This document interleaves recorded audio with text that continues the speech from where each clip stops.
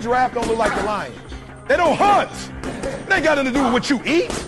You think the lion look the way it eat because of what it eat? You think the physique is what, like watch the lion. You think that physique is that because of what it eat? It's not. It's the hunt that make it look like that.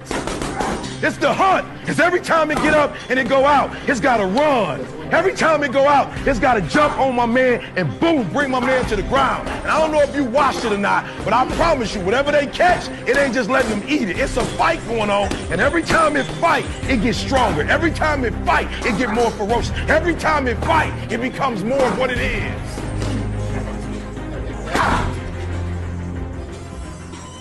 Brought to you by Usual Suspect 6. Say a couple of 100 yards down the road, I gave myself 50-50.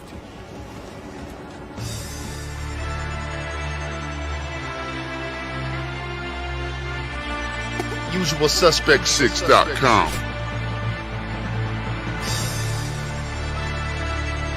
I'm tired of this, man. I'm sick of worrying about lit cars. I'm sick of worrying about the government. I can't eat. It's a usual suspect thing. Here we go. Money talk. Here comes the money. When he first hooked up, he wrote on a slip of paper, I need money. I said, shit, me too. And we started making it together after that.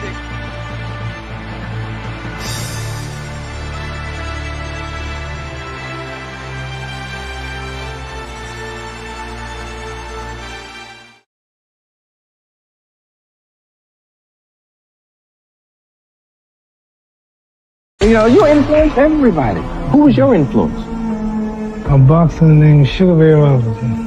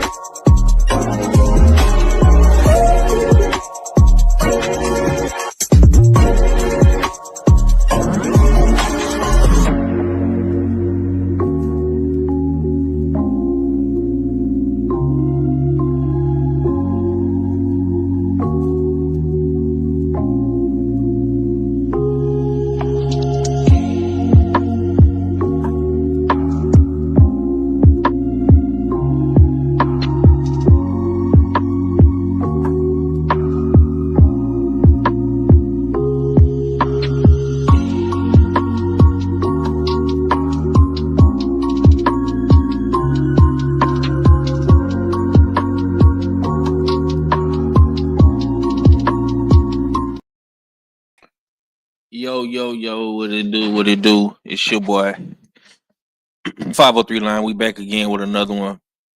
Usual Suspect 6 Sunday. The boxing recap is here. And yeah, man, we gonna get to it. Salute to the entire boxing community, the LDBC. Be sure to shop Usual Suspect 6 because you fit the description. And look, man, we got a lot to talk about today.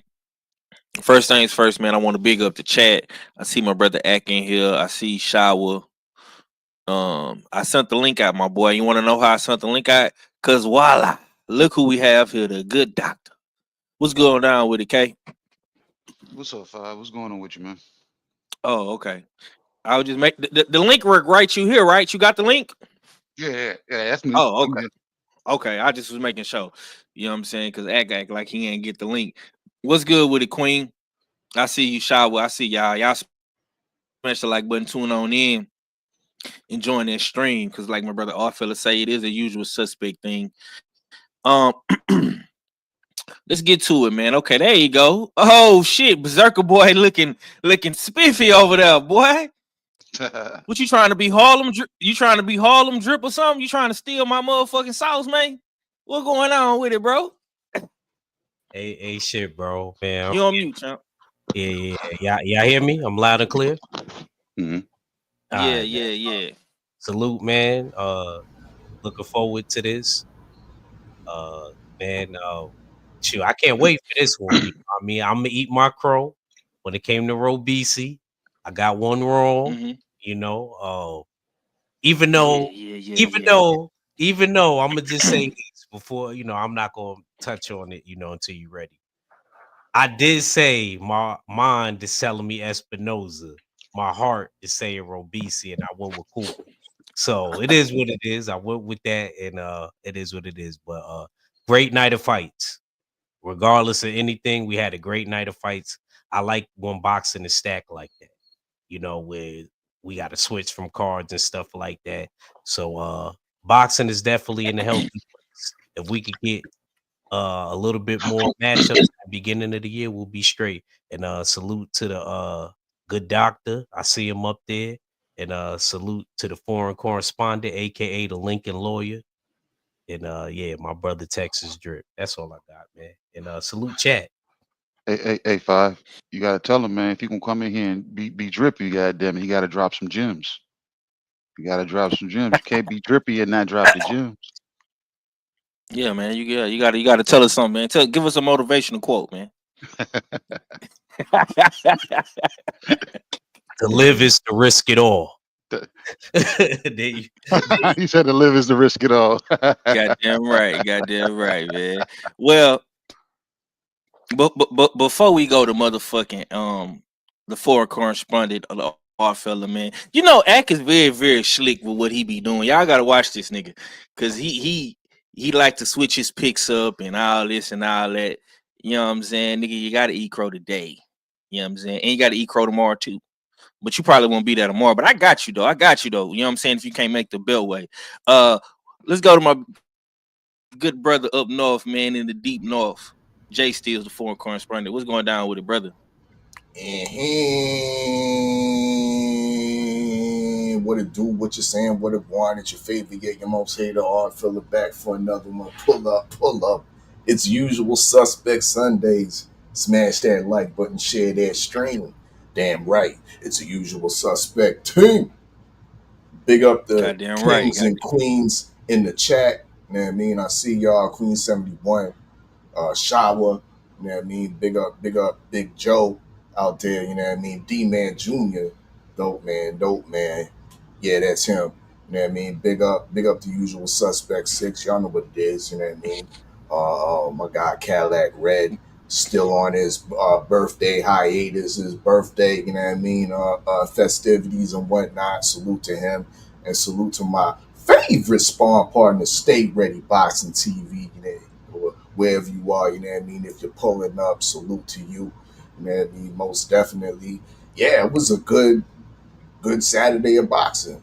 You know what I mean? Most definitely. We got plenty of things to unpack. You know what I mean? We can't be complaining about it's one of them dry weekends. You know what I mean? So we gotta kind of create our own content and whatnot. No, we got a plethora of things to unpack. And speaking of which, behind the scenes, you're gonna have to give me the approvals on some Texas drip. You know what I mean? We literally got some Texas drip popping, but I'm gonna speak on that. I'm gonna speak on that behind the scenes. You know what I mean? But shop usualsuspect6.com. You know what I mean? New items. You know what I mean? New drip being added. You know what I mean? Week by week, day by day. That's how we go, you know what I mean? That's how we roll. But yeah, I'll land the plane on that. Okay. Well, with that being said, man, it's four of us in here, man. We got 4 suspects in the building. The chat is pretty popping right now. You know what I'm saying? But we're gonna get straight to it, man. We had a doubleheader this weekend. Top Rank, the Zone. You know what I'm saying? We had a card out there in Phoenix, Arizona on the West Coast, and we had one in Puerto Rico. Before we get to the Top Rank card, man, let's unpack this HITCHENS and Pyro card, because I know that's what Act really want to talk about today. And New York City, man, y'all held it down. Y'all bringing the belt back to New York, man. So big up HITCHENS, man. Before I pass it to my good brothers, let me say this. Hitchenson's was a little bit, in my opinion, he was a little shaky in the first rounds. He was a little timid. He had to settle down a little bit, and he had to find a place to land his right hand. And boy, when he found that sweet spot. You know, he kept moving to the right, and you know, it was murder she wrote after that. But the judges did not see it that way, man, because he barely won the belt. And I'm not here to, you know, bring him down to anything like that, but he barely won the belt on a split decision. Um, you know, but that's what happens when you leave it in the judge's hands. Sometimes, you know, sometimes they be wrong, sometimes they be right, sometimes they be in between, man. You never really know with the judges. But a lot of people today feel like Hitchenson's is the easiest fish in the water. He's the easiest guy to go after. He's easy pickings. I'm gonna slide over to the good doctor, man. I don't remember the good doctor really talking that much last night backstage. What was your thoughts, bro? On the Hitchenson's and Pyro fight, man. And do you feel like Hitchenson's is the easiest guy to beat at 140 now that he's a champion? I was talking a lot last night.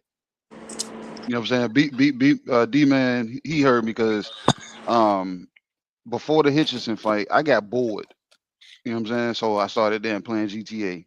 So I started playing that, and as I started playing that, D-Man, he jumped on, and he had y'all in the background. I had y'all in the background, but where I was sitting at in my living room, I wasn't gonna keep coming back over to the computer and unmuting and talking and shit. So a lot of Don't say it was looking for your ass, nigga. I don't know why. He was specifically looking for your ass, and your ass was absent. And I wish I was there because to be straight up, I was disagreeing with a lot of shit he was saying. I was disagreeing with a lot of shit he was saying. Like he was educating Five on what he should be doing, and I was telling D-Man the complete opposite. You know what I'm saying? This fight, the way this fight played out for real, he started out shaky. But if you are a master boxer or your trainers are paying attention, Pyro showed us every damn thing he was going to show us in the first round. If you look at that fight, Pyro changed nothing from the first round to the last round. He didn't change nothing. You know what I'm saying? So when him not changing nothing, D-Man, if his voice was on here, he'll tell you. KG kept saying, bro, if he throws his jab, and as he throws the jab, step to the left, because D-Man kept saying he needs to gonna get his foot outside of Pyro's. I said, I'm not worried about that right now. If he gets range, gets the space, because at first, like, because you seen it in the first round, their feet were real close. So every time they would get tangled up. But by about the fourth or fifth round, Hitchenson's gonna spaced it out. He put a little space in between them, but he was messing up. Look, Africa made this fight a little bit more difficult. That's why that one judge didn't see it that way. And I want to smack the shit out of him for seeing it as far left as he saw it. But at the same time, Africa could have had this fight a lot easier because Pyro showed no gear change. So with him showing no gear change, every time he threw that jab, he stayed put in front of him. Stormy was telling him he should have moved to the right. I'm like, no, because if you move to the right, it puts you right in the daggone line of fire of then what Pyro was throwing back. That's why we kept seeing him get hit. And every time he tried to throw the 1-2, standing stationary on that same line, he get tangled up. So it looked like Dan Pyro was there going to land in more significant punches. So that judge was being sold off of bullshit. You know what I'm saying? So if he would throw that jab, but he had to be stepping left as he throws the jab, that way Pyro wouldn't have been able to close him in. He kept getting closed in because he'll throw the jab will land beautifully, but he'll be closed in that when he throws the right, he's tangled and it looks off. So he was throwing good punches, but I was like, bro, he needs to take that daggone side step as he's throwing the jab. Don't throw the jab and then try to step left because that's what Pyro is catching him at. He needs to throw the jab as he's stepping left because that gets him, Pyro can't lock him in. And Pyro, you know what I'm saying? That way he can throw a punch, even if it don't land, he can reset and they're gonna set Pyro up for another daggone set of punches. He could have kept it boxing because, like I said, Pyro showed no change of gears, like absolutely no change. So as the fight got to the second half, I said, I was telling D-Man, I said, this shit about to start going in fucking Hitch favor. And he said, why you say that? I said, cause that jab has found the home. That right hand has found the home. I said, but I need him to take that step to the left because he gets tangled when he tries to throw a third punch. You know what I'm saying? So I was like, I kept hearing Storm. I said, no, no. And I was getting frustrated over that bitch. I wanted to damn stop, but I'm in the middle of a mission. And I'm telling D-Man, I said, Stormy needs to stop telling him to go to his right because that puts him in the line of fire. But he was going to his right and he was having success. He was having success, but tangle. He couldn't put nothing together after that 1-2 punch. Yeah, it wasn't no combinations, is what you're saying. That's what I'm saying. Yeah. He'll land the 1-2, but if he was stepping left, Power wouldn't have him closed in. He's closed off because Power wasn't stepping to his right to lock him in. Power knew his foot was already there. So all he had to do was step forward. So every time he stepped forward, it's a tangle. He's tangled up in there. Hitch could have had that go 3 punches get off every time he threw punches. Even if the third one didn't land, he could have got 3 punches off every time, and it would have put him out of harm's way and easier. He would have been easy. It would have been easier for him to evade.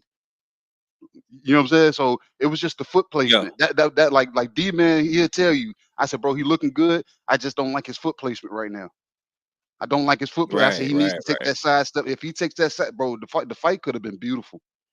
Because that jab kept popping his head back, and then the right hand to find it, but he'll get tangled after that third punch. So yeah, I'm not gonna say he is gonna be the easiest because if he goes back, same thing I told D-Man. I said, bro, he's gonna go back to the drawing board and he's gonna look at this fight and say, damn, all I had to do was this with my feet. And hit in Africa is a damn good boxer, so I think he's gonna take that and he's gonna see that change that needs to be made, and he's gonna play the foot game a lot better coming across them southpaw fighters. You see what I'm saying? So I'm not gonna say he the easiest because I never saw him get hurt. Never saw him get hurt. I never saw daggone Power to put nothing daggone, you know what I'm saying, consistently together on him. So you can't say that. Y'all just motherfuckers are just saying that because he never hurt Pyro and he never dropped Pyro. You see what I'm saying? They trying to say he ain't got the power. That awkwardness that daggone that shit that Orthodox versus Southpaw fighter produces. That's the only way the reason the fight looked the way it did. But like I said, going forward with facing Southpaws, he has to utilize his foot placement a little bit better. I like the breakdown. Salute to my boy Mahari, Tay coming through. Shaquila Fields, I see y'all. I appreciate y'all for tuning in. You just Usual Suspect Sunday. Y'all smash the like button, tune in. You know what I'm saying? Y'all already know it's the Usual Suspect thing, man. Let me slide over to my boy Stay Ready, Boxing TV. You know what I'm saying? Mac is what they call him. What's going down with it, Stay? You on mute? Okay. I had to grab my phone. I was typing like a motherfucker. What's going down, brother? Man. Okay. Real quick, man. I know that's your boy Africa, man. We didn't seen him on the channel. Ringside Views. You picked Africa in this fight. You know what I'm saying? Tell me what you thought about it, man, because you was very vocal last night, man. On some of the things you was liking and when you wasn't liking. So how did you feel about it? I wasn't liking that. I'm gonna start out what I didn't like. I didn't like the fact that he could have utilized that 1-2 straight down the pipe more than what he did because Pyro never took his head off the line. Right. Never, not one time. He was right there to be hit. All you had to do was straight punches, just 1-2. Like KG said, every time he threw that third punch or tried to go into combinations, he get tangled up. But that 1-2 was there all night. Or when he got inside, shorting up that right hook. How many times you heard me say that before he finally did it? Mm-hmm. And when he did it, he missed. But if he could have knocked Pyro ass out last night.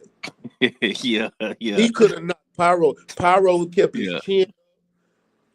His chin was in the air every time he came in. That jab, like every time he came in Africa threw that jab, it landed. That right hand could have came right behind it. And if he'd have threw a short right hook, he'd have hurt him. Now, you could either win for the stop. Now you can go in and do what you want to do because he hurt. He trying to get his bearings back together. He's trying to get his moxie. It's so much that he could have did. They could have made this fight different, and you wouldn't have had that judge that they had that outrageous ass card. But that's beside the point.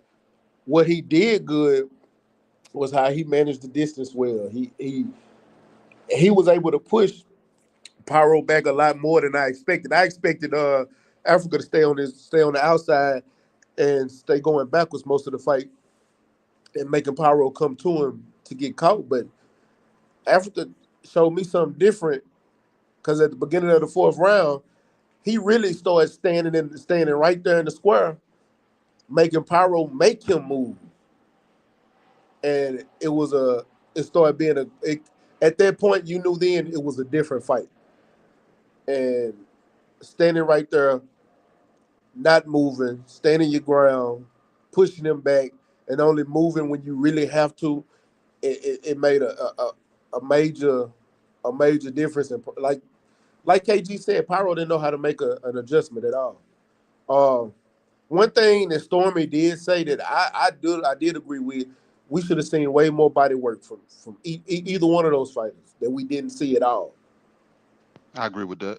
We didn't see any of the body work. That's from Pyro's side or Africa's side.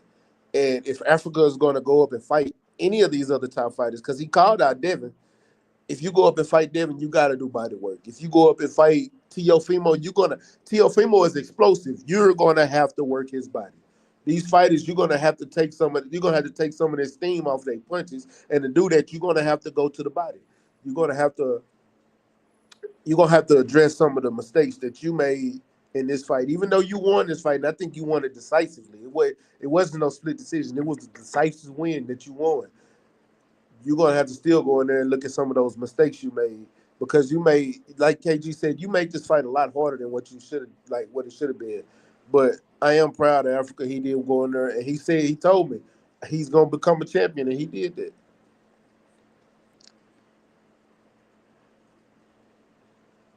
You on mute. Yeah, my bad, y'all. Yeah, I like that breakdown, man. I think Pyro underestimated Africa.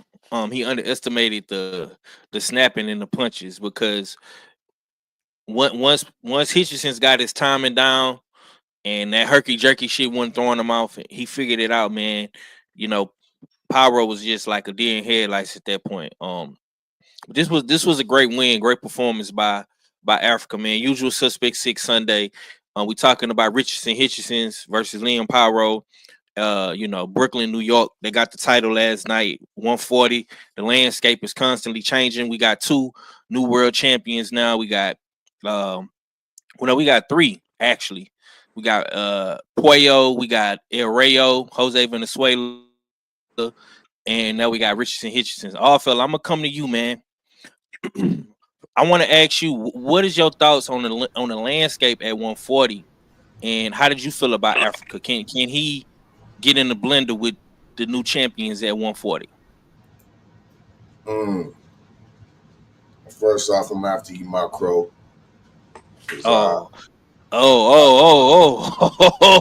You did pick Pyro. You sure did. My boy, you is an honorable brother, because I forgot, but here you go. I'm so tired of being fat, but I keep on eating snacks.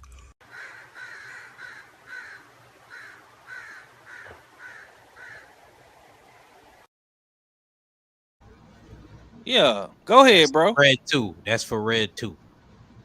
Red. Yeah. Red ducking us. He ain't here, but yeah, that's for Red 2. Go ahead, Art.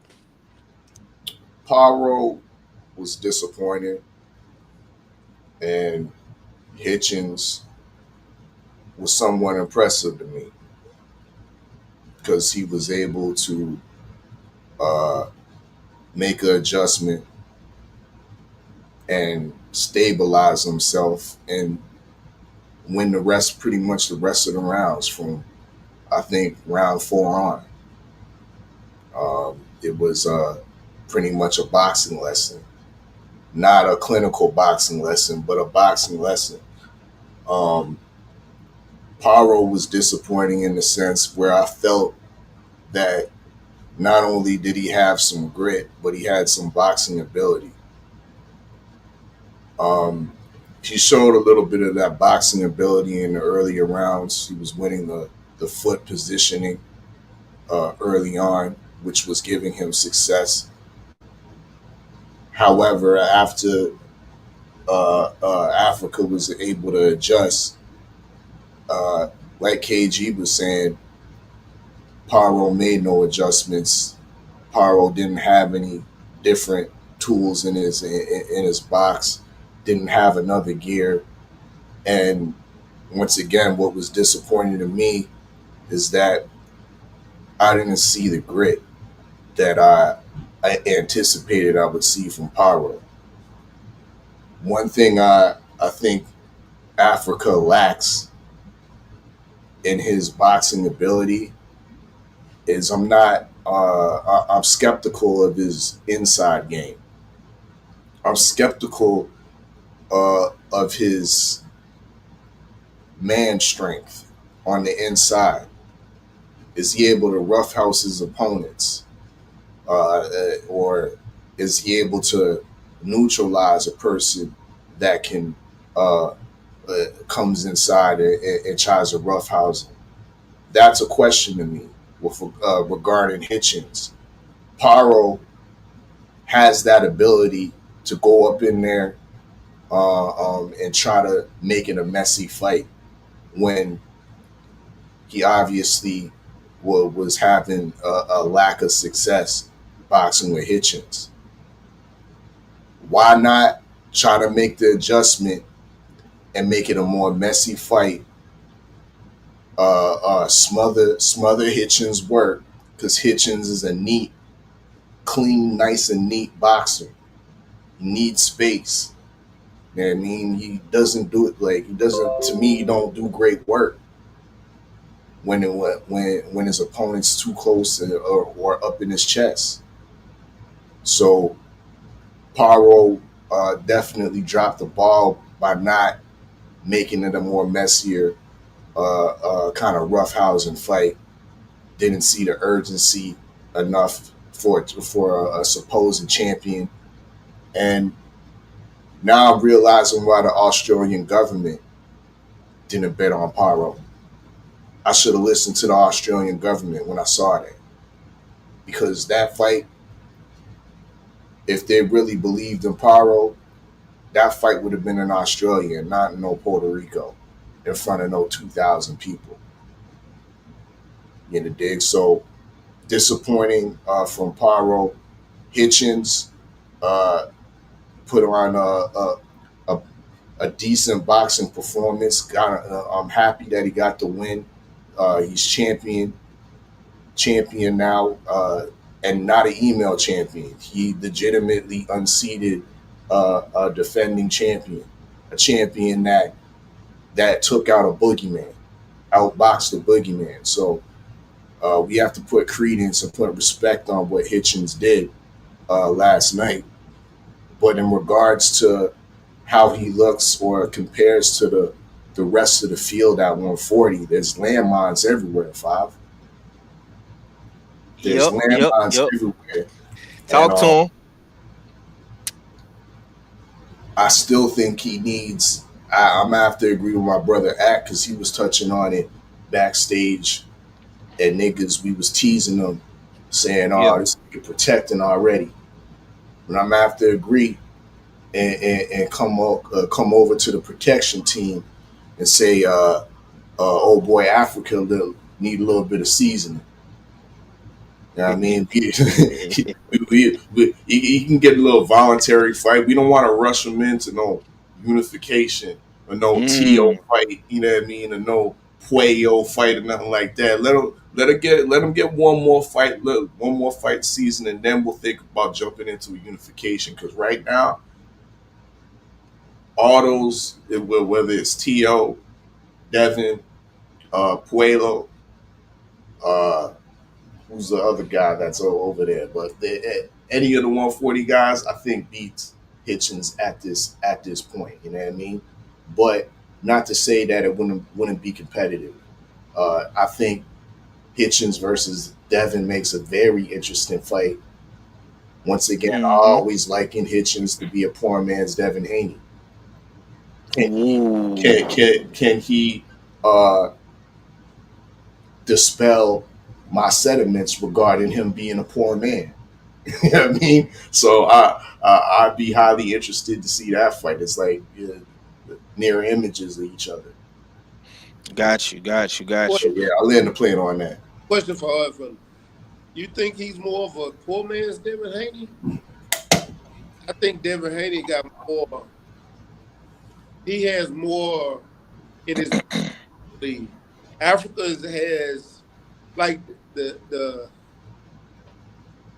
I see a lot of differences in the two, in different styles. I see a lot of similarities. We have the of how they execute and how they try to beat their opponent. I would love to expound on that more. Like I would love to see talk about that. Yeah, we gonna get to that. That's the next topic because we're gonna talk about post fight thoughts with who you want to see next and what Africa had to say after the fight. So we're gonna get to that real quick. So I'm eager to hear Stay Ready and expound on his thoughts and his take on Devin Haney. But we gotta come to Harlem. We gotta come to New York, man. We gotta go to NY, man, because my brother Ack was awfully quiet throughout the whole main event until Hitchens got his hand raised. He did not say one word. He talked and talked and talked. You know what I'm saying? Throughout the whole entire fight card. And when that Pyro and Hitchens came on, man, my boy was locked in. He was locked in for the win, y'all. So once again, I told y'all a couple weeks ago, New York City is on the clock. You know what I'm saying? And they brought the belt back home. You know what I'm saying? So I got to give credit to Africa Hitchens. You know what I'm saying? We know New York ain't really had no champions come through there in a minute, man. So, you know, Act, this your time to shine, champ. It's all you, man. Give me your thoughts on the fight, man. How did you feel about it? Because you was awfully quiet over there. I was locked in, Five. I was locked in. I felt like I was at the shooting range. I was locked in. Shout out to 503 putting this solo up real quick. I think this is very appropriate because we haven't had a male champion in New York for a while. It's just been Amanda Serrano holding the set down. Almost brought a tear to my eyes, man. I was so proud of Richardson Hitchison. I was so proud of Africa. And there was so many people. I actually wanted to make a little highlight video of people that was saying he was going to lose, you know, and people that was saying this, that, and the third, that Pyro was going to walk through him and stuff like that. Like I told y'all in my explanation on the Beltway, styles make fights.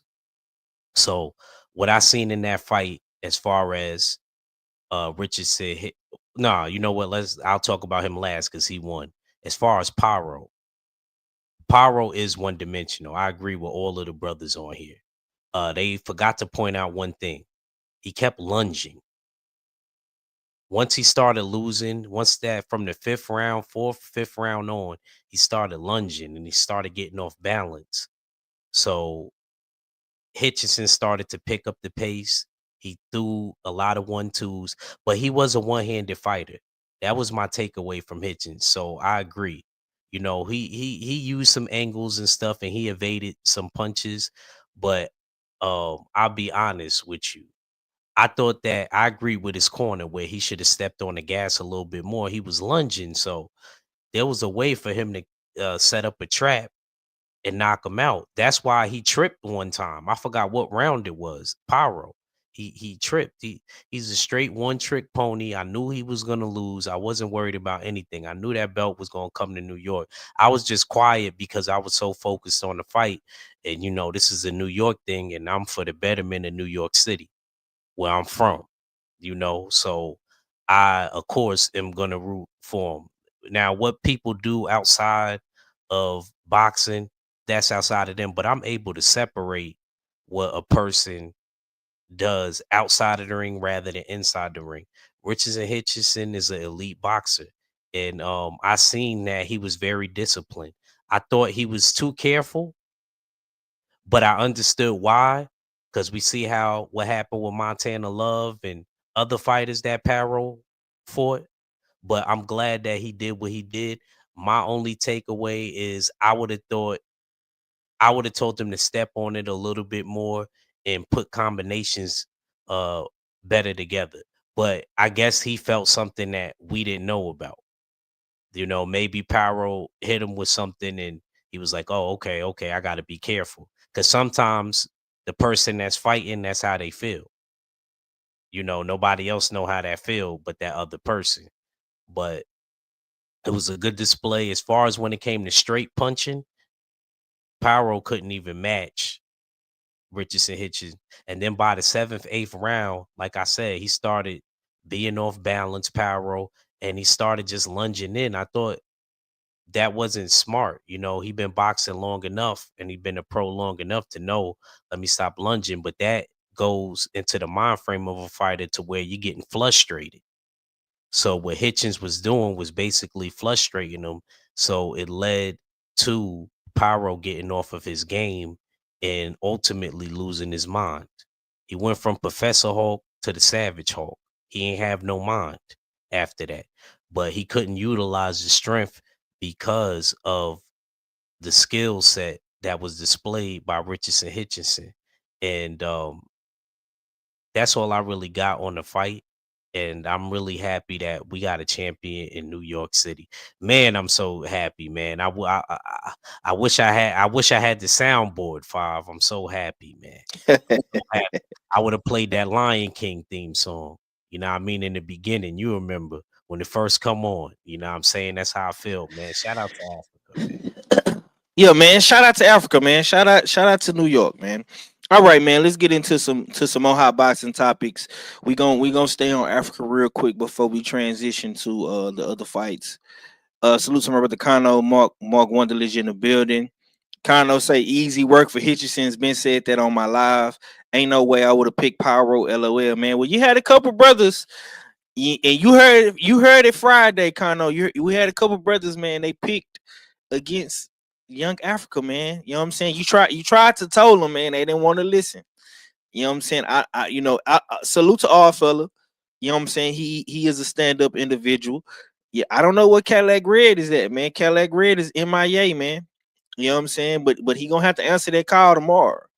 You know what I'm saying? He gonna have to come he gonna have to come pay his debts, man. But Connor, you did pick Robisi though. Yeah, you did. Okay, let's see.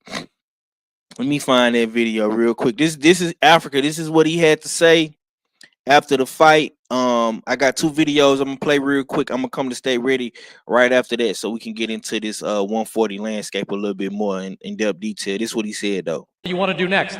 I want Teofimo in New York, Brooklyn, unification. I think that would be one of the biggest fights of 2025. A very lucrative fight, a very big fight, and like I said, I don't belong in the ring with nobody else but the top level in boxing. Okay. Now this is what he said when he got out the ring and he was being interviewed by the media at the fight.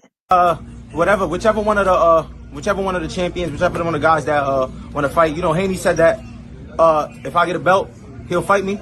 So let's do it. I think that I'm ready for any of the top names. I want the biggest fights in boxing. That's it. It's time to secure my legacy, secure my family legacy, and make the biggest fights in boxing. And that's what we're here for. How quick will you think you and your team want to turn around early next year? You want to try and come back, you reckon, like March or April, or will you sit for a bit?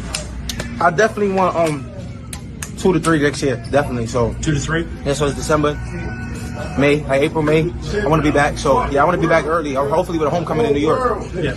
Tifomo in New York, or would you want Devin? Because Devin's ready to fight. It doesn't matter. Whichever one of the guys is available, we're gonna go back to the drawing board. You know, I got a great team with Keith Conley and Eddie Aaron. So we're gonna go back to the drawing board and see who's up, who's next. I just want to take in the moment right now, to be honest. You know what I'm saying? spend time with my family. It's been a long camp. You know, getting ready for Liam. Liam was. I don't even think he took off like really after Shabril Matias fight. He stood on his game. He stood hungry, and I gotta just take time off and keep hungry because now I'm the guy everybody gonna be hunting for. What does this mean for New York? You know what I mean? You're a proud Brooklyn man. You come from there. You know what I mean? Another world champion in New York. You wore the Brooklyn, you wore the New York on your back tonight. How proud is it for you to represent that city? It feels great, man, to represent my city, to be one of the only world champions from New York since I think Saddam Ali back in 2017. Woo! That boy said Saddam Ali. But that nigga said 2017. Woof. 2017, 2018, 2019, 2020, 21, 22, 23, 24. Oh my God, it's been 7 fucking years. Been that long. Saddam Ali was one of the champions. You had Jerry Carroll Juice that was a champion too. Who? Jerry Carroll Juice. Okay. Yeah, okay, big bro. He called out Teofimo. He say Teofimo in New York. He want to fight Devin Haney. Yeah, you know, Devin Haney got a reason to fight him now. He got a belt, man. He going after the big money, the big fights. How do you think he, you know, presents himself in those big fights with a guy like Teo, with a guy like Devin? Homecoming fight in New York. It's gonna be a lot of, now you know how them New York people is. He gonna have a lot of new clout, a lot of new attention, a lot of new fame. You know what I'm saying? He gonna have a lot of distractions coming his way, going back to New York. So how do you feel he, you know, presents all that, man? In 2025 with those guys. Do you mean how does he fare versus him? Or? Yeah. Yeah. Like, how do you think he's gonna project? Like, cause you know how these dudes get when they get these belts, they start acting big headed, they start feeling themselves, you know, just like when Teofimo got his first title, and you know what I'm saying, how he was acting and shit like that, and you know how Chris Coble was acting, and you know how you think he gonna project in 2025 with his new fame and all these big money fights with a guy like Teo, with a guy like Dev. Me knowing Africa, I know he wants those fights. Mm-hmm. But I also know that he signed Eddie Hearn. Eddie Hearn is going to do what's best in the best interest of his fighters. Yeah. I think he does want those fights, but do we see him getting those fights right now? Honesty, just being 100, I don't. Eddie is a promoter, and he's trying to see what's the most lucrative way now. Hold on. I want you to address this comment. He's Kano says, I'm gonna keep that same energy I gave y'all Friday. HITCHENS beats them all. I love you, Kano. I love you. Africa is the homie. He don't beat Teo, bro. And I'm being honest. He don't. Mm. Can he beat Devin? I think he can, but it all depends on what Devin show up that day. Mm-hmm. Can he beat Puello? Boy, I was the only one on this whole panel that picked Puello versus Gary Antoine Russell. Mm-hmm. I like Puello. I think Puello is more dynamic than Africa. I don't.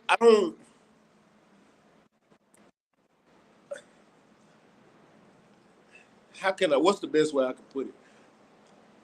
Africa makes too many subtle mistakes that they can get exposed from fighters like Puello, from fighters like Teofimo. Those simple mistakes right there can cost him in the long run. He is defensively sound, but he has a lot of laxes in defense that can cause him to get knocked out or get dropped. He might not even get knocked out, but getting dropped, that's a lost round. And then you trying to come back from thinking you down on the scorecards will put you in more danger and have you looking worse, especially against somebody like a Teo or somebody like a Puello, because Puello gonna outbox you all day. That's his whole. He's gonna outbox you. He throws a lot of punches.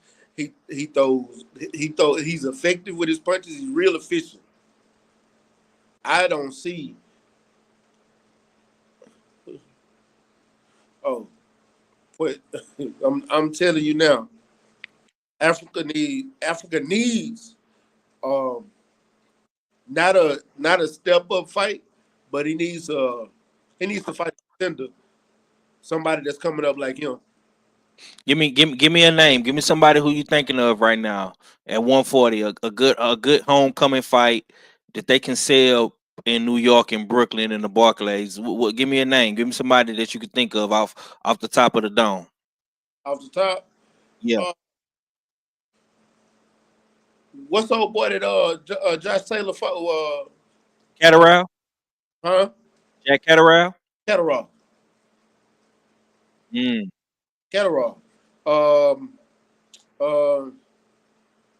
Ramirez. Jose Ramirez. I like Barbosa. I think Barbosa would be a good fight for him. I thought Barbosa, but Barbosa name. You said a lucrative fight. Mm-hmm. I don't think Barbosa name is big enough. Mm. Now that would be a good fight for him to have, but I don't think he's big enough. Mm. More people know Catterall because Catterall just got out the ring with Josh Taylor and Regis. Right. Barbosa is on the cut. Now, I think it'll be a damn good fight. I would love But you know Barbosa just beat Ramirez too now. That's why I say Barbosa. You know what I'm saying? I picked Barbosa. And niggas been sleeping on Barbosa for a while. You know, he just beat Jose. I'm just saying. I like Barbosa. I do. Yeah. But it just you don't hear his name like you do the other guy. Right. That's all I'm saying. Maybe that would be a good fight, good homecoming fight. Okay. Yeah, he needs to get in the ring. He needs to get in the ring with somebody that's comparable to some of these top guys to prepare him for him. I like that. So stay ready. Say not just so yet on the big money, big fights, the Devin Haney's, the TOs, maybe a Jack Catterall, maybe a Barbosa, maybe a Ramirez.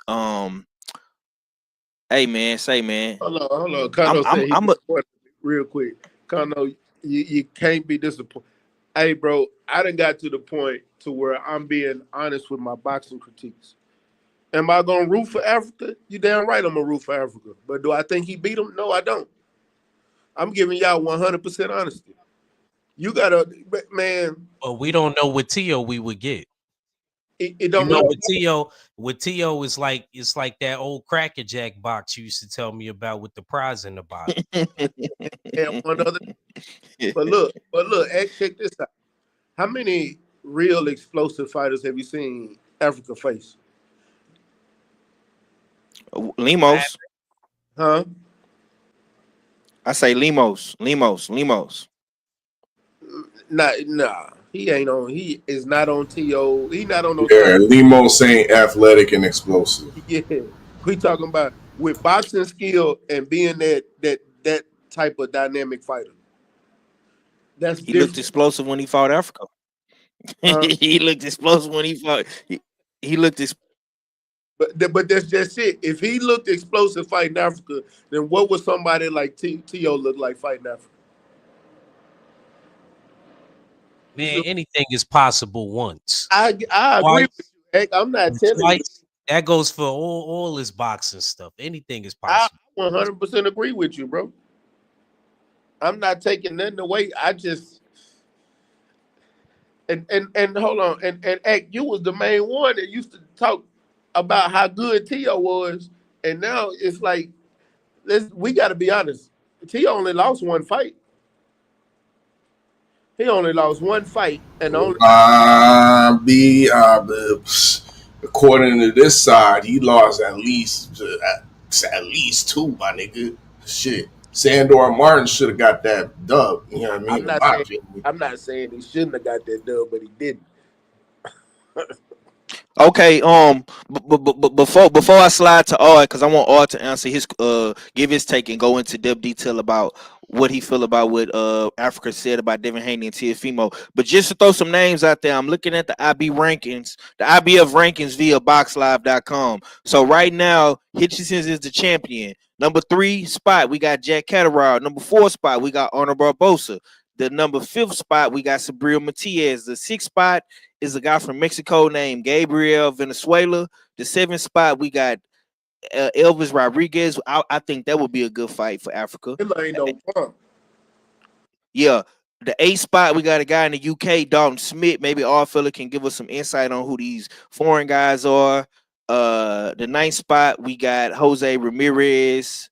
The 10th spot is another guy, Carrington Arjaba. I don't know what countries he's from. Some other notable names in the IBF rankings. We got Linfendo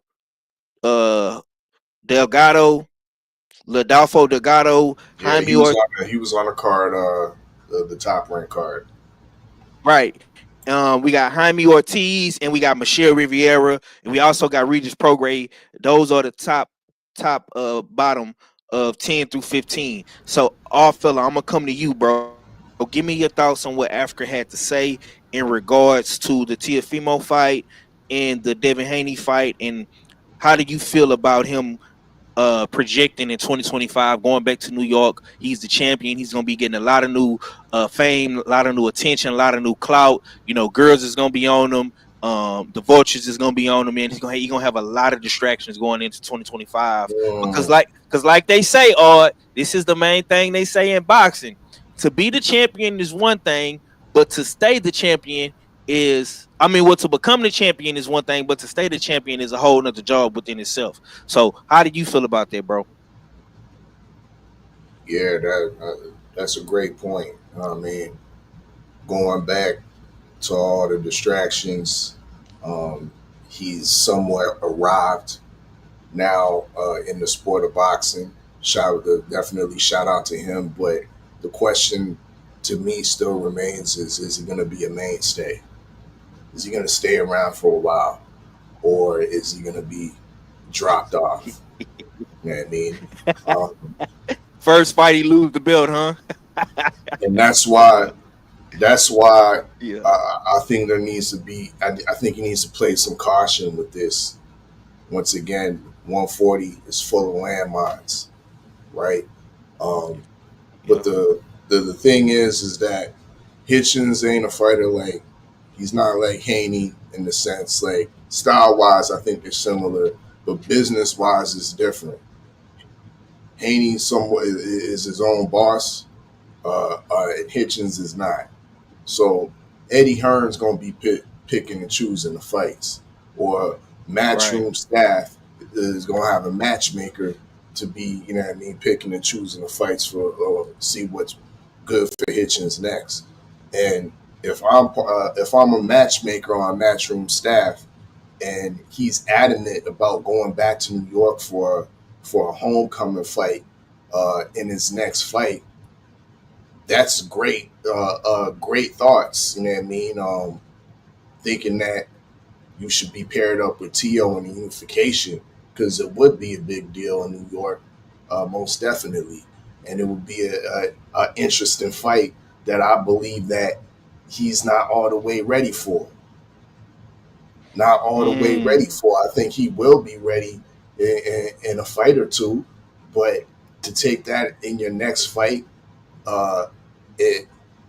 and risk the belt that you just earned, and I mean, to this racist over there in Tio, giving him, you know what I mean, free access to be unified, free access for the race.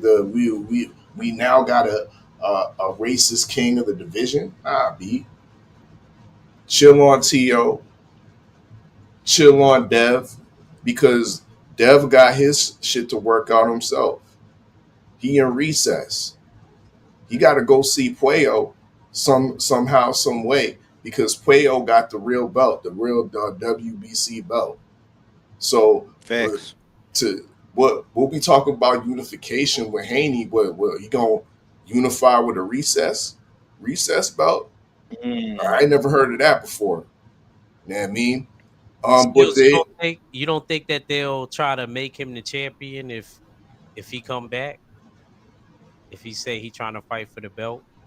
Because I think some people. last time that happened, bro, the WBC almost got bankrupted. Oh yeah, because they got They got sued. They got their ass sued by this German fighter, Rocky Rockajani, Graciano Rockajani, I think his name is, a light heavyweight. That's where Roy Jones went up to heavyweight and then came back down, and WBC took the belt that Rockajani won in the ring when it was vacant with another fighter. They officially awarded to him, but when Roy Jones came back down to heavyweight, they stripped him and gave it to Roy Jones. They ass got sued for that. And this is the same situation. You can't just take the belt away from Puello when you already awarded it to him fighting Gary Antoine Russell. That was a difficult fight. That was a fight even myself picked Gary Antoine Russell to win with ease. Puello, but they awarded him as champion. So Haney got to see him first before we, talk about that. To be real to real, but I think there's another fight we haven't talked about yet. I think that we would be good if we still talking about unification, and that's a little bit safer. You know what I mean? If you want to take it next, we need to look at El Rayo. El Rayo was the WBA champion. El Rayo, I believe, is kind of at the same level as Hitchens is in regards of resume. You know what I mean? In regards to how deep they've been fighting kind of top 10, top 25 tier fighters. You know what I mean? That would be a very manageable opponent for Hitchens to take in the unification. El Rayo right now, there's a guy that I've been itching to talk about, but I haven't got a chance to talk about it on none of the platforms. He's the number one contender. I don't know if he's been made mandatory yet, but he soon will be made mandatory. This black Japanese guy named Andy Hiroka out of Japan. Yo, this guy is Andy Hiroka. Yeah, this guy's nice. He fights on Top Rank. He's a top rank fighter. Usually be fighting on Inoue's undercards and shit. But yeah, this guy's all 5'10", 5'11", great boxing ability. Still some questions on the inside, but okay, let's check him out real quick. I like what I see. You know what I mean? Andy Hiroka, Cujo, is a Ghanaian Japanese professional boxer with the nickname The Blade. You think he the goods, Art? Yeah, he the goods, man. He the goods. He the goods. So El Rayo will not be enthused to be matched up with Andy Hiroka. He would probably take the bigger fight in the unification with Hitchens. So yeah. With all that being said, I think El Rayo would be the best opponent. You know what I mean? If Hitchens looking for the adamant that they're looking for a unification, they want a big fight back home in New York, do that El Rayo fight. That's manageable. That's my take. Okay, we're gonna come to the good doctor, man. I really want to hear what the good doctor got to say, man. I'm gonna switch it up for you, big bro, because I know you like talking about the fights. Who does Africa mesh up with style wise, in your opinion, for a good hometown defense in 2025?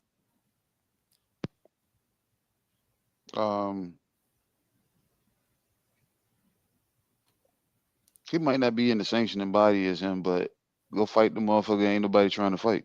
Go fight Sandor Martin.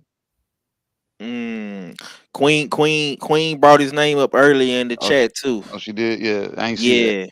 Or Go fight the killer. Bring the killer out of Puerto Rico and bring him to New York. Go call Sabril Matias and show everybody how one dimensional he is. Bring the killer out of Puerto Rico and bring him to New York. But other than that, just whoever's then gonna stacked up behind him, the Jack Catteralls, the Barbosas. But I would say, like I said, the two names I just called, the Sandor Martins and the Sabril Matias. Explain, man. Go into a little bit more detail. Why you say Sandor Martin and Sabril, man? So you feel like Hitchens can beat those guys, right? Sandor Martin, he's been a mandatory for a good little minute now. You know what I'm saying? And that's before Dev picked up the belt. You know what I'm saying? So he's been patiently waiting his turn. You know what I'm saying? Yeah. Been sitting back waiting. So I'm like, everybody's looking at it as, oh, he ain't producing no money. But Hitch still ain't really got a name right now, so he ain't gonna produce no bread like that. And we can't look for him to jump right into the fire. You know what I'm saying? Just like that. So he ain't got no real mandatories. So fight another nigga's mandatory. You know what I'm saying? And let it be a boxing match, because if you get him up out of the way, then Sandor Martin fades off into the background, and then Poyo or Dev can say now, who's next?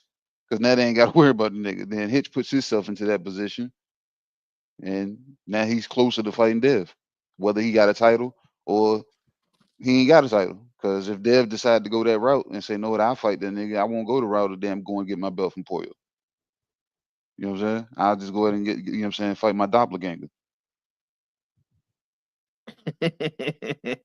Yeah, so go fight the motherfuckers that everybody, you know what I'm saying, go fight the killer, or go fight the niggas, the mandatory that's been avoided. Yeah. Okay. Salute to Mr. OG, Mr. Mont in the building. He say, did De Los Santos move up to 40? What about Frank Martin, or do y'all think he too dangerous for Africa? Is Frank ranked at 140? Damn, that's who I was gonna say, man. Mr. Mott, man, why you do that, man? That's exactly. I mean, Mr. Mont is a smart individual, man. You know, he be coming with them good boxing questions, man. So you got to respect OG mind, man. Yeah, You know what I'm because I saying? was going to say that. I was going, when you came to me, that's who I was going to break up. Okay, before I come to you, man, we didn't form Voltron, man. We didn't form Voltron on Usual Suspect 6 Sunday. Boxing recap, man. All 6 of the suspects is in the building. Cadillac Red has showed up late, man, but it's his birthday weekend, man. He can do whatever the fuck he want to do. What's going down with it, bro? Yeah, man. Salute to the fellas, man. Running around. We had practice today because it was warm outside. A couple of the girls on the team had a basketball game. Their middle school team had a basketball game. I went and checked that out. I get to the crib. As I'm walking in the door, I go to YouTube and I see it's 5 suspects and they waiting on me.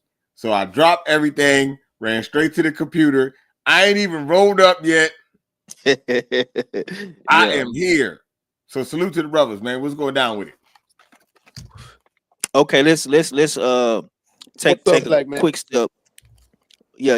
Let's take a quick step back real quick, Red. I'm gonna come to you to fill you in, man. Give me your thoughts on the Leon Pyro Hitchenson's fight, and how did you feel about it? And how Africa did call out Devin Haney and Teofimo.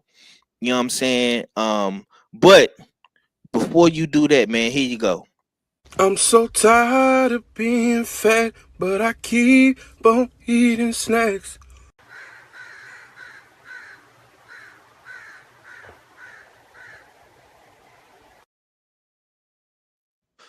All right, my brother, go ahead, man. Yeah, yes, indeed. Had to eat the crow.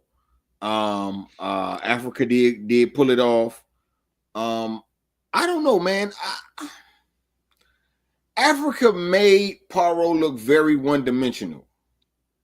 Africa made Paro look one-dimensional so much that I wonder how the hell did he beat Sabril Matias. It's nasty work. Cause he turned that boy really one-dimensional like hell. He put on a little clinic. I ain't gonna lie, you know what I'm saying? It wasn't masterclass, but he definitely put on a little clinic on that little boy, you know what I'm saying? And pulled it off, man. Once he made the in-fight adjustments, it sounded like he was listening to Stormy B-Man in the backstage with us. Because Stormy said if he don't adjust, he gonna get his ass whooped. This is gonna be a long night. And then he adjusted like the next round.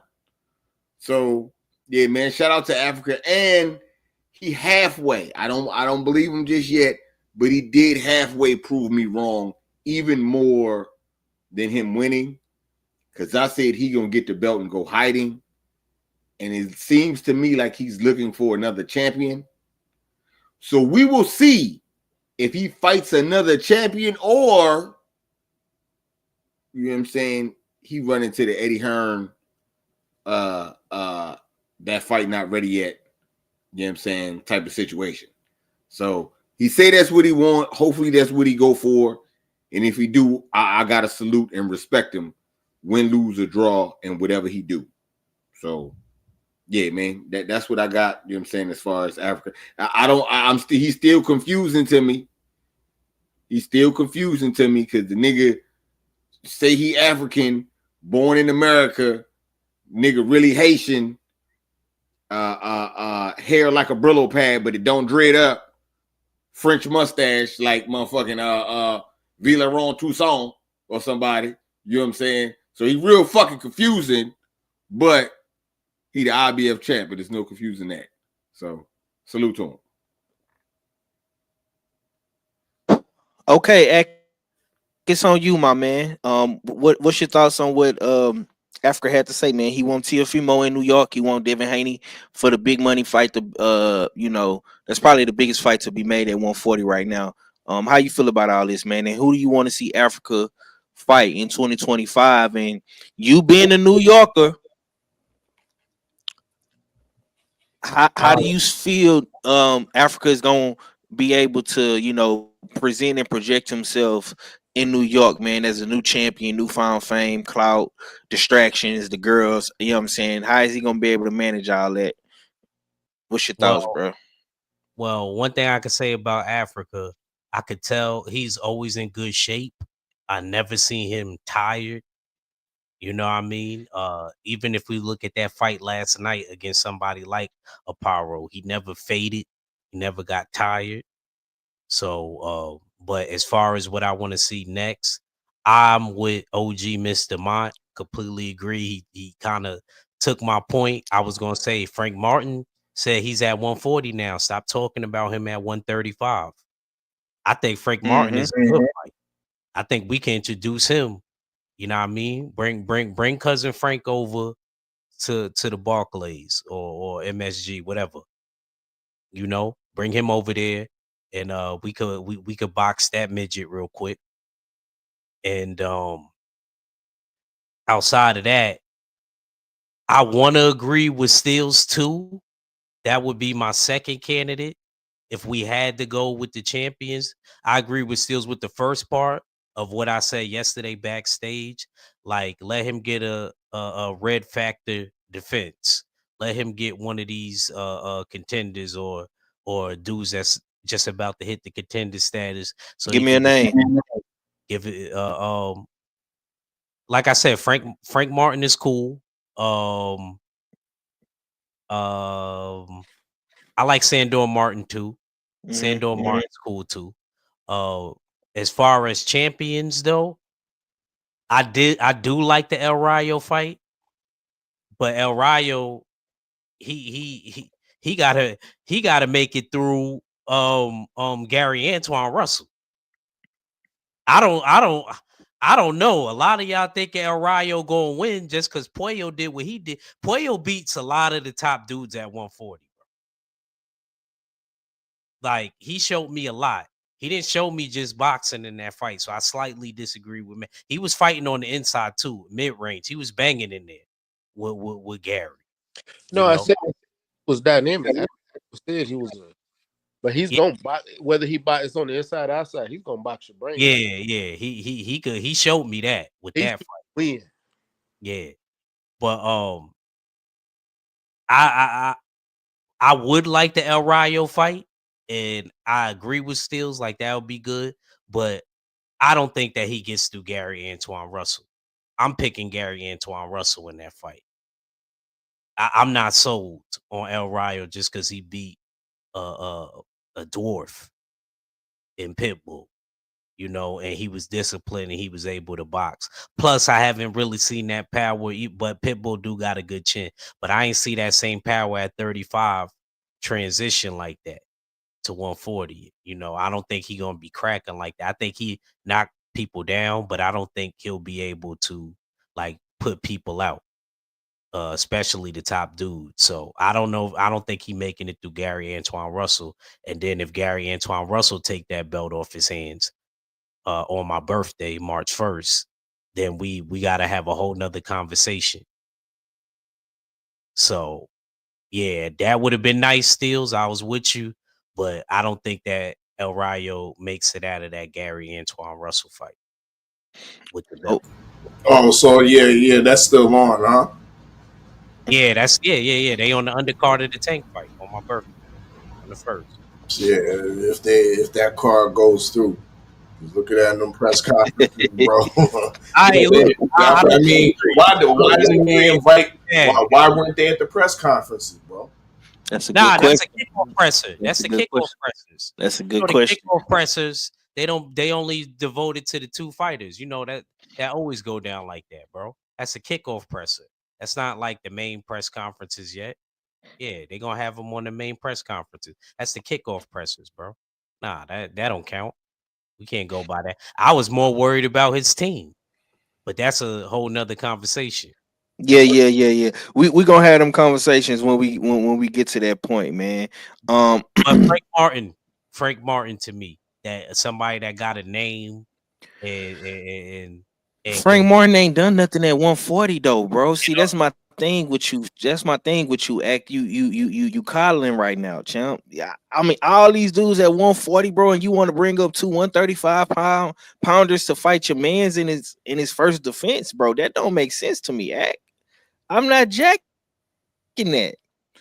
You got a bunch of guys right now at 140. Hold on, Fire. I don't mean to cut you off. In Reach defense, he keeping the same energy. Because he did say the other boy was God tier and he don't fight nobody.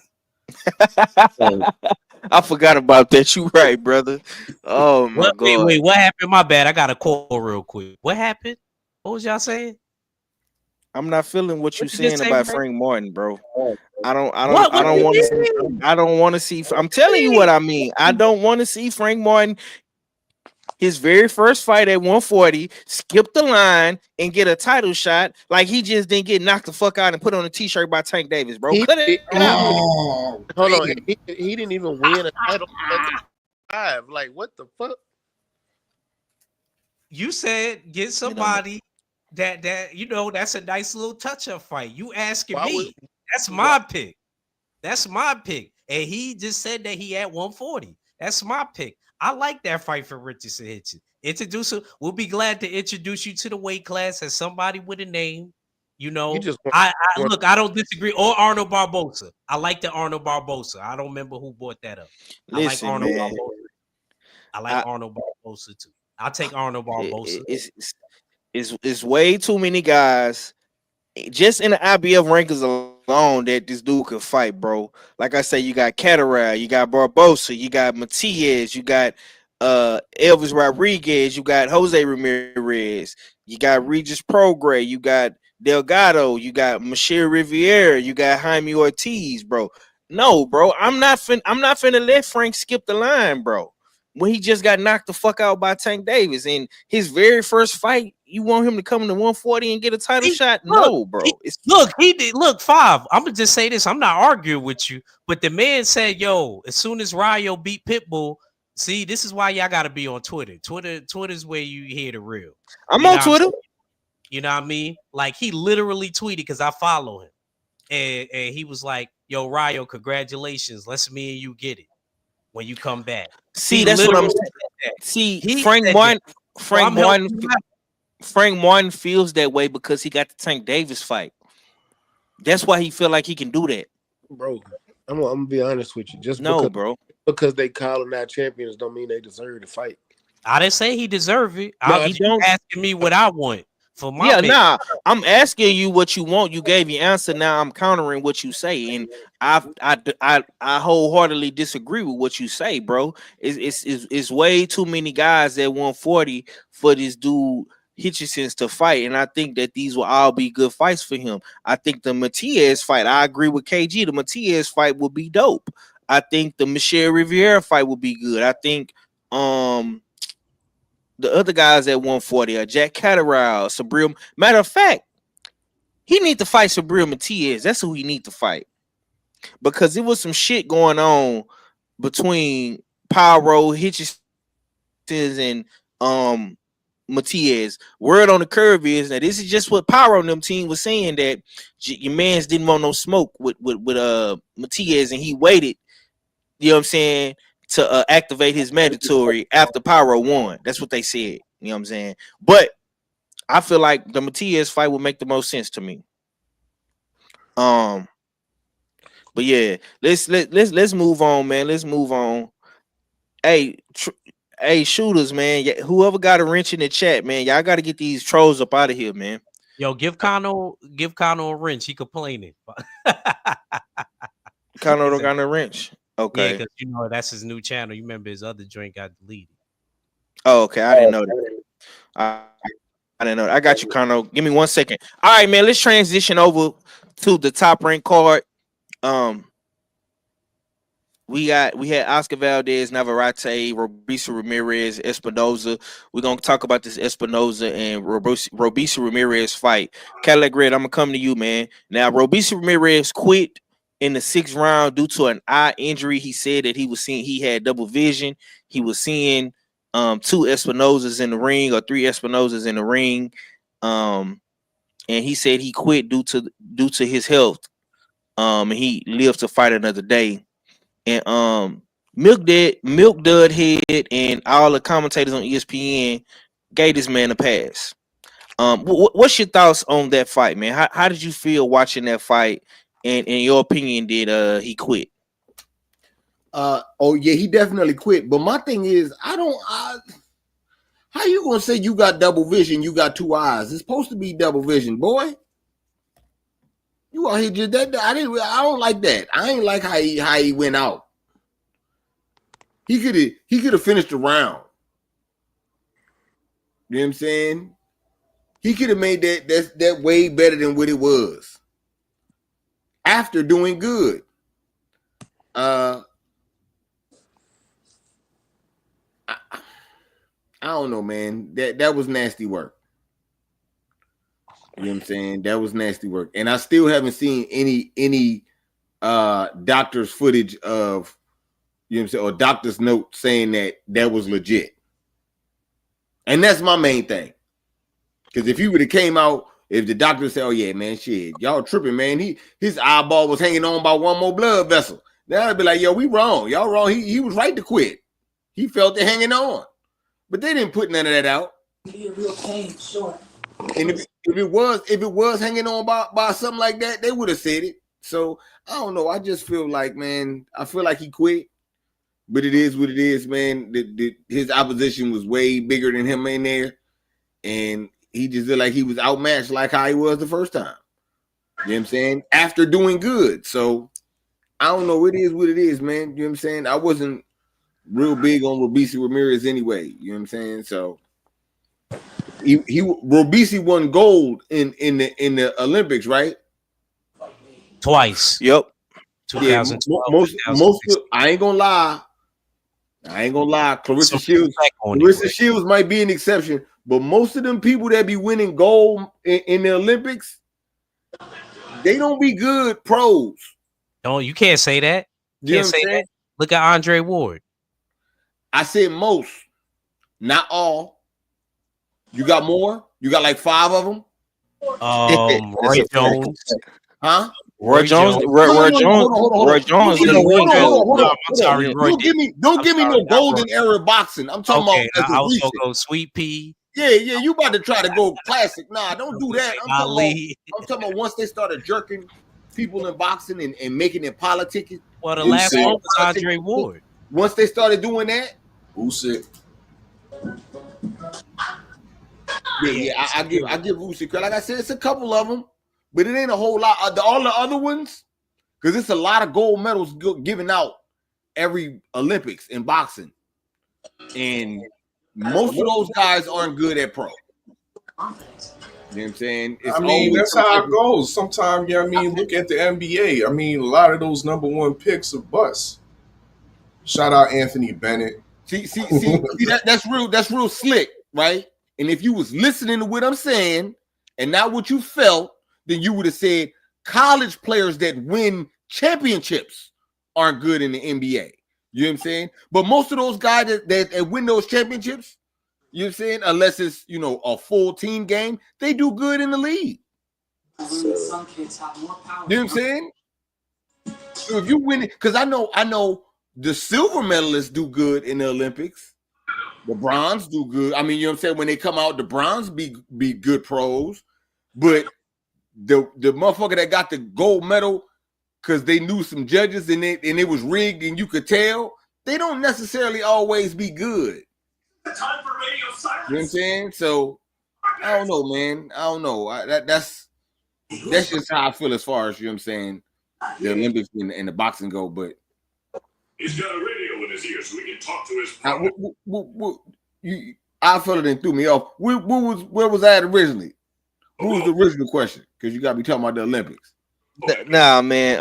I just want you to get your thoughts on the Espinosa Robeisy Ramirez fight. Yeah. Real quick, what does Robeisy go from here? Now that he has lost twice and has a fucked up eye. I think he should open up a gym. Oh man, this dude up crazy. A gym in a food cart, a mechanic warehouse, and sell fruit and roses. And I think he can be straight. You know what I'm saying? Oh man, Rich, you got to sit your ass down, bro. Hey, that's you in the background with that TV, Red? Nah. I'm in the silence. Okay, that must be Mac. Okay, that me, my bad. Okay. Now you good, bro. Just making sure. Okay, KG, I'm gonna come to you, my boy. How did you feel about watching Robeisy Ramirez Espinosa, man? Robeisy say he got hit with elbows, man, and that caused the injury. Did you get a chance to see that fight? What I saw, I didn't see when it was live him stopping until I saw the replay. And when I saw the replay, I said, did this nigga just pull a damn Hector Camacho Jr.? That was the first I damn thought. You know what I'm saying? And I'm looking at his eye, and his eye is swelling. And they went, I guess the damn audiovisual team went looking through trying to find this elbow that he was talking about. And what we got was a forearm that looked intentional. But it was a straight daggone punch that landed, and then that eye started swelling. You know what I'm saying? So it was a good punch. And double vision or not, nigga, you was supposed to try to weather that shit because you didn't see stars in sparring. You done been rocked in sparring. You didn't had double vision in sparring. I've had it before. You know what I'm saying? You weather that shit. You actually getting paid to be in that ring to do that. So for him to do that, it looked like he really put his health before any damn thing. But at the same time, I think the nigga was damn overproductive, overactive for doing the shit. He did it premeditatedly. You know what I'm saying? He should have at least said, let me get to the corner. Let me see if my corner can then put an end swell on it. See if somebody can shake the cobwebs loose because double vision, he was more so rock too. You know what I'm saying? He might have had a broken orbital. Who knows? But at the same time, we've seen worse. They were talking about damn Ugas. They said Ugas was bleeding out of his eyes for days, and the fight continued when he fought Earl. So for something that you still have visual damn sight out of one eye, and we can still see, you can clearly see out of that damn eye the swelling. Where's the fighter at? That's what people was asking. You know what I'm saying? So um he was looking good in spots, but it was a bigger man, and the bigger man came in bigger, even bigger the night of the fight. So it was some shit that he was going. He had a tall order to damn. You know what I'm saying, to deal with in the entirety of the fight anyway. So I guess it got to a point he was looking for a way out. That's what it looked like to me. Looking for a way out. Okay. Ack, I'm gonna come to you, man. It's your primo, man, Robisi. He quit, man. I know a lot of other Cuban fighters. Give me my crow first in front of Red, since Yeah. Red wasn't man enough to where I could see him get his crow for the fight that was really important to us. So after that, I'm gonna say what I gotta say. Go ahead, give me my crow, bro. Man, I ate my crow, man. No, you did. You wasn't here. He played it for me when I. Hold on. Nah, You wasn't here when I got it. The first thing he did was play the crow for me, man. Stop it. Yeah. Red came in and stood on business. Usual suspect business. Hater, man. He came in. You know what I'm saying? Don't. We got to set up a fight between Red and Ack, man. These niggas need to go shoot that fade, man. Catch that. You know what I'm saying? Run that fade. Okay. God damn. These niggas been getting at it. Yeah. Here we go right here though. This for you and your primo, Act. We're gonna give y'all a crow sandwich Cubano style. I'm so tired of being fat, but I keep on eating snacks.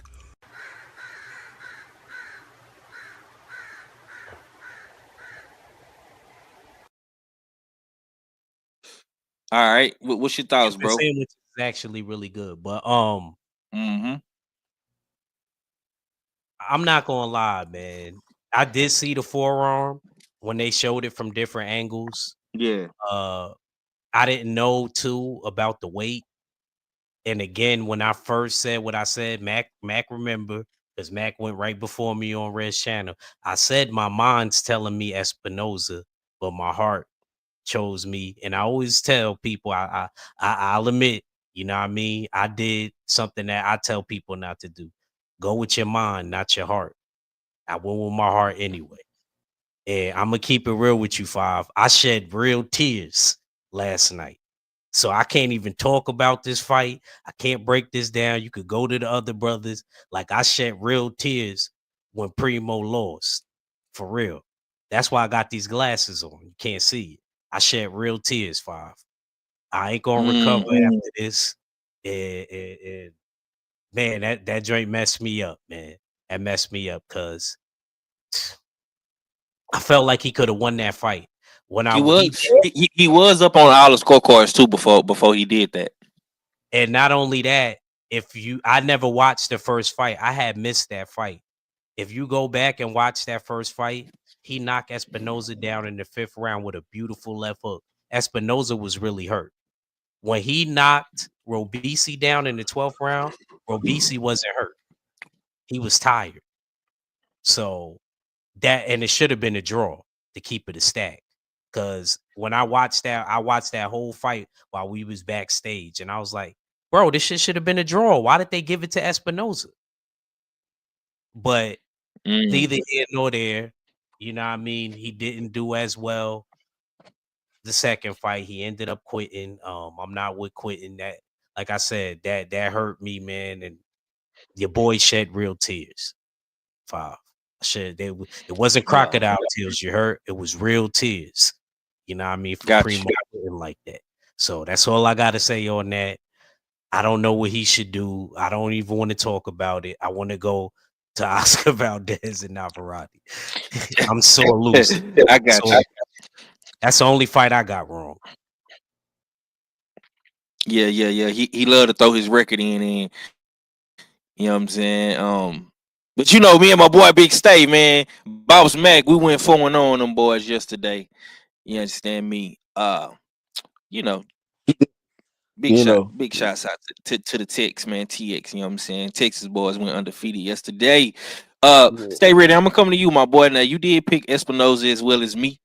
What did you see in this fight, man? And how did you feel about Robisi quitting, man? Now I ain't we gonna had a lie, I thought, we had a Cuban come to Texas, man, and get his eye completely destroyed, and he yeah, quit. They had to stop that fight. I know you remember that. yeah, I remember that. Oh goddamn, Earl messed that boy Ugas, up. Yeah, I said Earl yeah, messed him up. yeah. Oh, I'm gonna be honest, man. I didn't see the elbow. I and I can't sit there and take ESPN on their word either, because they known to give feed us some bullshit. So I'm gonna go back and watch the fight myself. I want to see if I see an elbow at any time, because I don't. They gonna show you that forearm, which that forearm is still illegal. Whether it's an elbow or forearm, it's still illegal. But I want to go see it for myself. As far as him quitting, man, I know we hold our fighters to a different standard. But at the end of the day, we don't want to see these fighters get killed in the ring at all. Because every time we've Right. seen somebody die in the ring, we posting RIPs and damn, that was fucked up and this and that. But then as soon as one of them feel like they in danger and they don't want to mess their career up more than, taking this one loss, we giving them the third degree. At some point we got to find a happy median. You know what I'm saying? Because we can't feel sorry for the ones that put their life on the line and then die in the ring, and then feel sorry for somebody who don't want to do this, who don't want to die in the ring, or don't want to they out there for their career, feeding their family. They want to be here for their family and something like that. So I'm him quitting. If he felt like it was that bad, hey, you got to do what you got to do. But in that same token, you was winning that fight. But it was good for me because Espinosa came out with the victory, and I ain't got to eat crow. But I can't I can't be the one to sit there and and and and trip on. Now it's fighters that be getting their ass whooped and quit in a corner that trips me out more than anything. Them be the ones that I be like, or somebody like Robbie Davies, who didn't even get hit by Josh Taylor, but he had acted like it was the worst thing in the world. Didn't even graze his nose. He got hit with wind and quit. Like shit like that. Now I got a problem with it. But you can clearly see his eye was fucked up. So in that token, I don't know. I can't sit there. I'm not gonna be the one to down the man, because you might see Robisi come back and become champion again.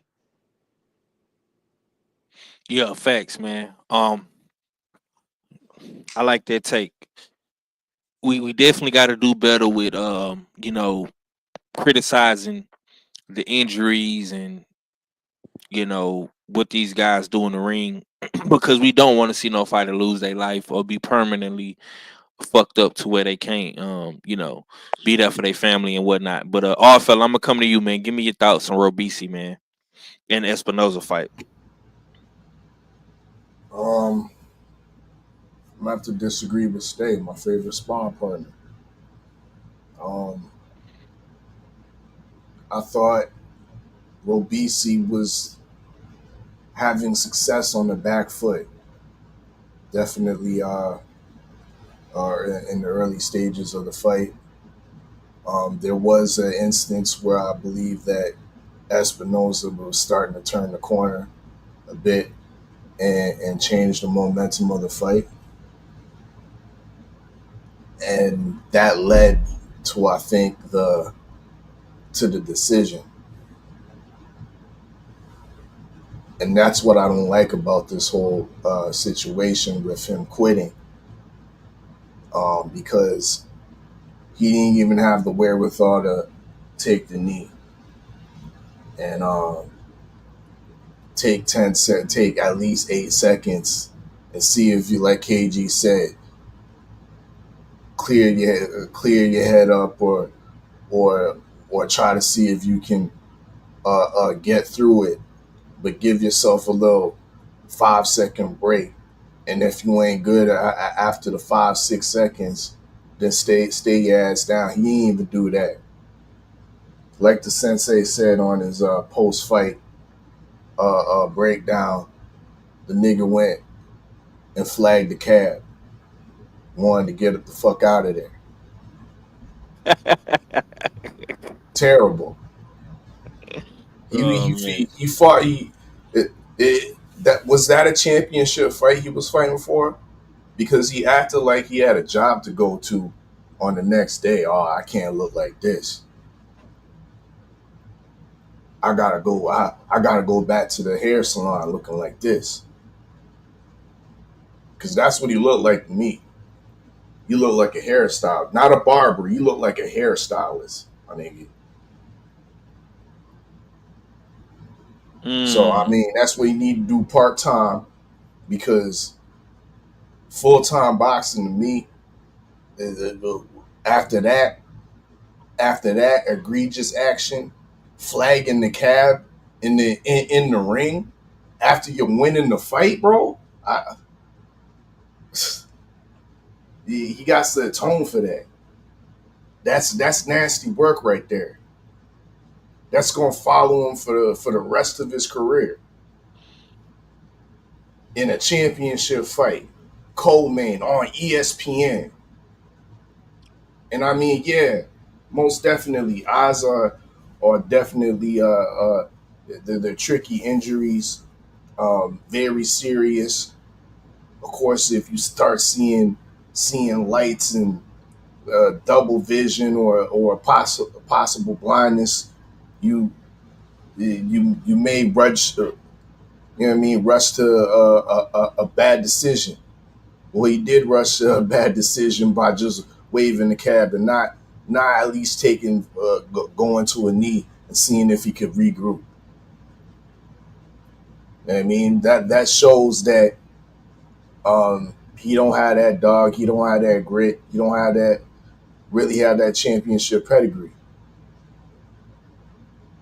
And I think the ESPN commentators in there trying to halfway cape for him because the writing's on the wall. I won't be surprised if he gets cut from Top Rank after that display. I'm gonna land the plane on that. All right. Shawa say she not mad if he had double vision, but he feeled about how it happened. She say I may agree with I may have to agree with you, because Espinosa did pull some dirty tactics. It seemed out of frustration. Yeah, man. I'm gonna say this, man.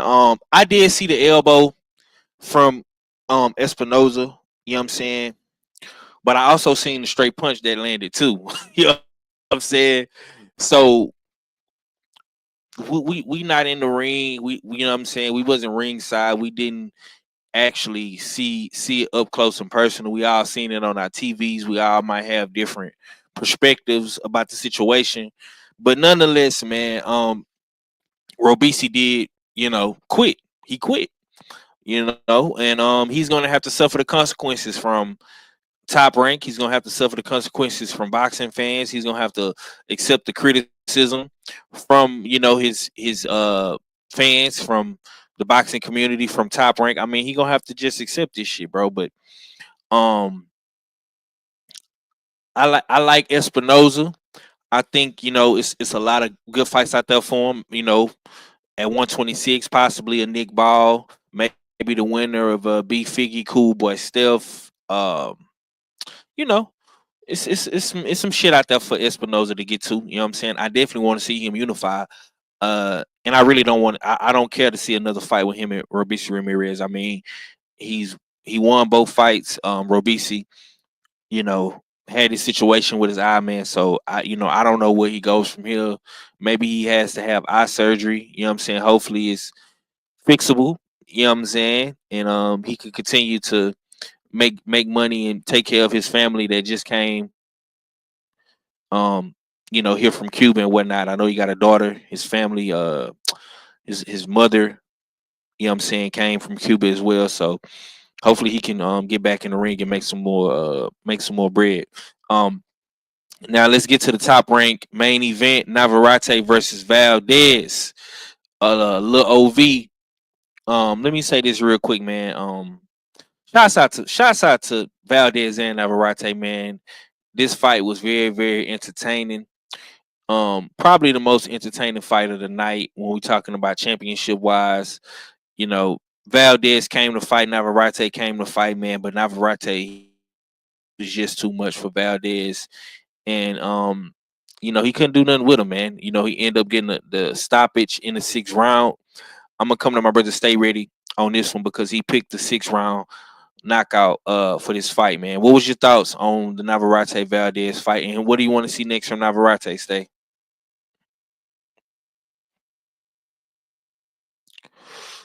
Stay ready. You on mute if you know.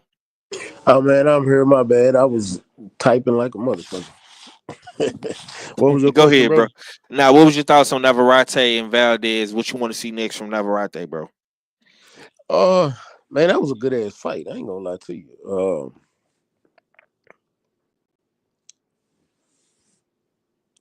My take on that fight was really Oscar Valdez didn't have nothing for Navarrete. He didn't have nothing for him in the first fight, and he really didn't have nothing for him in the second fight. That I would love to see I love to see unification with him. Like for real. You got Anthony, I can't even pronounce that dude's name, but you got him, you got Shock. I don't know if Lamont Roach is moving up to 135 or what is he doing over there, but he's still a champion over there. And let's see some unifications out of them guys. At this point, 130 is top heavy. You know what I'm saying? The only people you got coming up that we looking at might give Navarrete some problems that's not a champion is Raymond Ford, or that's really it, because I don't think Mark Masayo could. Maybe Albert Bell.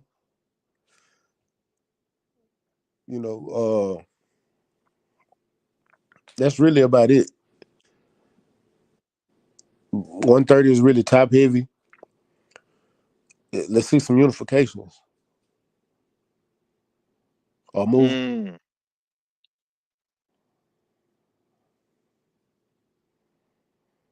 You said move what? Or move up. Okay.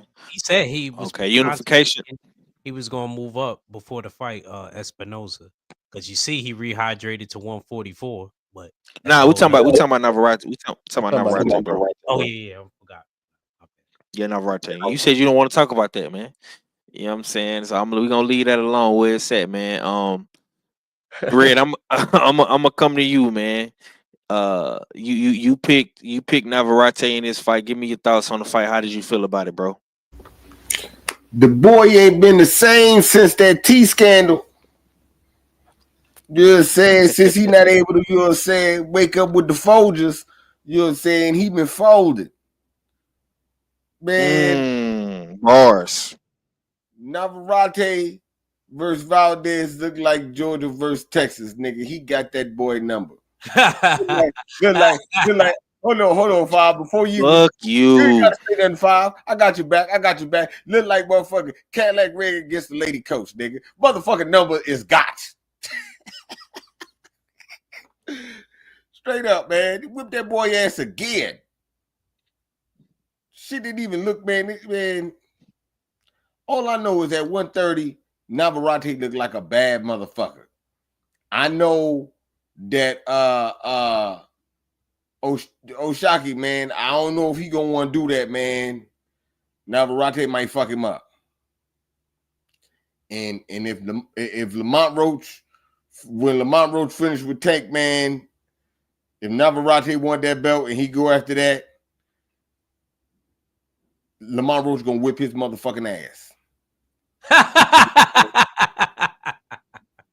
Yeah, say that's the only person that can whip Navarete ass is Lamont Roach. Other than that, Navarete that deal, and he fat, small little nigga, fat nigga. You know what I'm saying? Ain't no way in hell you supposed to be 130. You in the corner, Stormy B man talking about, look at that shit over his belt. That's disgusting. This nigga got a pouch. And he weighed 130. He weighed 130. So yeah, man. But nah, Navarete look cold at 130 though, man. 135, not so much. But yeah, 130, he dangerous. Yeah, absolutely. KG, I'm gonna come to you, man. Now, but before I come to you, my boy, you gotta goddamn me go to the Crow Snack Lady house, man. We got a nice vegan taco over there for you. You know what I'm saying? Because we know you're not a carnivore. So here you go. I'm so tired of being fat, but I keep on eating snacks.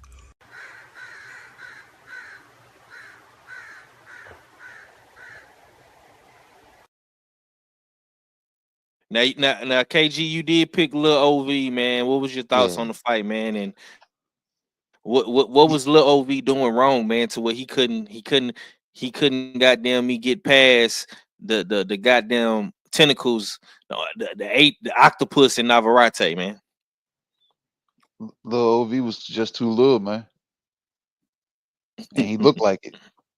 He looked too little. I wanted him to get into this fight and get to the body early because Navarete don't like it. So Stormy B man was right to point out the shit that was hanging over that nigga daggone belt. You know what I'm saying? So, but even if he had did that, the way Navarete, you know what I'm saying, had his foot on the gas, he was like, man, I can't let this little nigga get off. It was like he was saying that in his head the whole time. I can't let this little nigga get off. I can't let this little nigga get off. So he was big boying him like a big brother beating up his little brother. You know what I'm saying? And y'all know how I get down with that shit. I ain't about to let nobody beat my brother up. If somebody gonna fuck my brother up, I'm gonna fuck him up. And that way, iron sharpens iron, so he learns from it. You know what I'm saying? But yeah, it ain't no iron sharpening here. It's just OV, go ahead and hang it up, man, because you done been in enough wars, man. Because if he had kept getting up and the referee kept allowing him, somebody would have had to save him from himself. Because like I said, the little motherfucker got a fire that's burning in that motherfucker to keep going. But he ain't had nothing for Navarete, man. Nothing at all. And what was this at 30? Yeah. Why the fuck Shaq ain't getting the ring? Was he hoping little OV won or something? Because that nigga was just standing there. And they kept putting the camera on him, and we sitting there looking. I'm like, bro, why the fuck ain't go get in the ring? You came all the way out this bitch just to stare at a nigga? Do you think that was a bad look on his part, Top Rank part? Why do you think he was just standing there? I don't know how it was coordinated. You know what I'm saying? Because whether he came there on his own accord, which I don't think, he ain't come all the way to no fucking Puerto Rico. You know what I'm saying? Well, this one in Puerto Rico. I'm thinking about the wrong card. Regardless. Arizona. Yeah. He came to fucking Phoenix on his own accord, or Top Rank said, hey, it'll be who of you to be out here. Because we got a title fight going on, and it might be a good look. So whoever his management is, or whether he was shy to get in the ring, like I don't know, but he's standing there staring like he was expecting these Mexican motherfuckers to carry the shit the way we do. You know what I'm saying? We'll win a fight and be looking for the motherfucker that's in the house. They be like, hey, such and such. I mean, where the nigga at? I don't see the SAs doing that too much, and that's not even just toward black fighters, white fighters. They don't even do that shit to damn Hispanic fighters. Them niggas, I just want to fight whoever's next in this. You know what I'm saying? So yeah, but that was your opportunity to go get in there and break the language barrier. Let that nigga know, like, hey, nigga, you ain't got to keep looking for niggas that gonna sign for the border. You can come on across and come to Texas, but we ain't see it. I ain't see that. So I don't know why he didn't do it. I would have did it because, like I said, what's the purpose of me going to stay ready fights if I ain't getting in there to press that? You know what I'm saying? To press that nigga. Right. You gonna know I'm there. Put it like that. Like even if I don't get in the ring, you or your entourage, somebody on your team is gonna know that I'm there. They gonna be like, man, you know that nigga was there. I seen that nigga there going out at the concession stand. That nigga won't eat nothing. He was just staring at me. Now this nigga staring at you outside the ring. Man, you gonna know that I'm there. So yeah, that was a fumble on Shock's part for going all the way to Phoenix and not there gonna get in the ring. That's 6 hours. Or would depend on where he was coming from from Texas. You know what I'm saying? Yeah. I couldn't agree more with you, bro. Ack, I'm gonna come real quick. Now it's on you, Ack. Give me your thoughts on the fight, man, and ask your question. I thought Stills picked Oscar Valdez too. I thought he picked. I haven't came to Steels yet, bro. Come, but see this nigga, Ack, you're not gonna eat crow alone today, bro. Calm down. God damn, man. Slow You down. ready? You ready? Queen 71. And Queen 71. You like Uber Eats around this bitch, boy. DoorDash. Calm down, Chip. Hey, stop snitching. God damn, man. Let me be the host. I'm hosting, man. I think I know what I'm doing, baby. Go ahead, bro. That I agree with everybody. That was the best. That was fight of the night. That was fight of the night. I'm gonna keep it a stack. You know, on a serious note. It was very entertaining. Like Navarete is so awkward, man. Navarete is so awkward, man. Like the way he was punching and his punch placement. There was one shot that he landed. Like soon as little OV tried to throw it straight, he came with a shovel hook and knocked his mouthpiece out. It was a beautiful shot. I said, I hope they got a picture of that. You know, when we was backstage, it was beautiful, man. He worked. He worked. Queen, you did, because I remember you saying, "Oh, his head was hurt in the last fight." You making me want to change my pick. I heard you. Nobody else heard you. I heard you. You ain't slick, Queen. You ain't slick. I heard that. But anyway, like I said, on a serious note, that was a great fight, very entertaining, and looking forward. As far as the Shock part, I think Shock should have gotten the ring, but usually the person that wins has to invite you in the ring. You just can't come up there. Right. And I don't know if he could blame it on the language barrier or you know, because I wouldn't want to look stupid going to somebody fight and I'm trying to get in the ring, because we done seen that happen with plenty of fighters. I can't think of one off the top, and they didn't let them get in the ring. I think maybe Wilder went to one of Joshua's fights and he tried to get in the ring and they wouldn't let him. It's something like that. It was somebody else that happened too in the smaller weight classes, but you know, I feel him, you know, but we know that he wants that fight. I don't think Lamont Roach could beat Navarete. I think the only person that could beat him is O'Shock, because of O'Shock's style. And not only that, Lamont Roach ain't gonna be the same after Tank. Usually Tank opponents don't be the same. Yeah, that's why you was so eager to get Frank Martin in North Africa. I see what you're doing.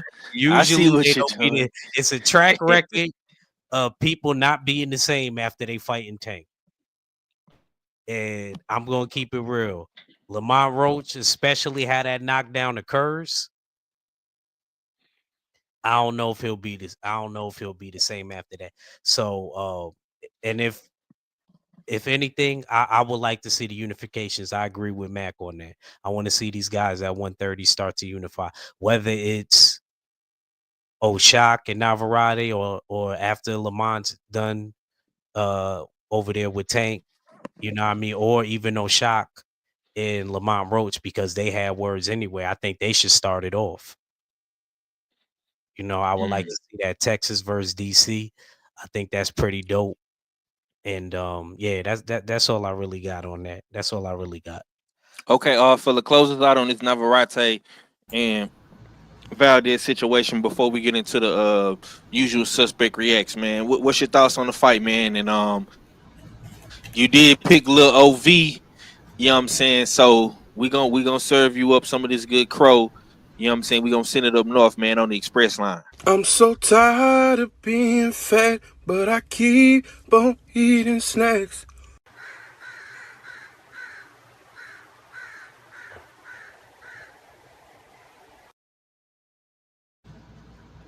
Go ahead, my brother. Yeah, Lil OV, another one that might have to find another career after that display. He did put in a real effort. Yeah. I can't take that away from him, but yeah, he just didn't have it on that night. He had nothing for Navarete.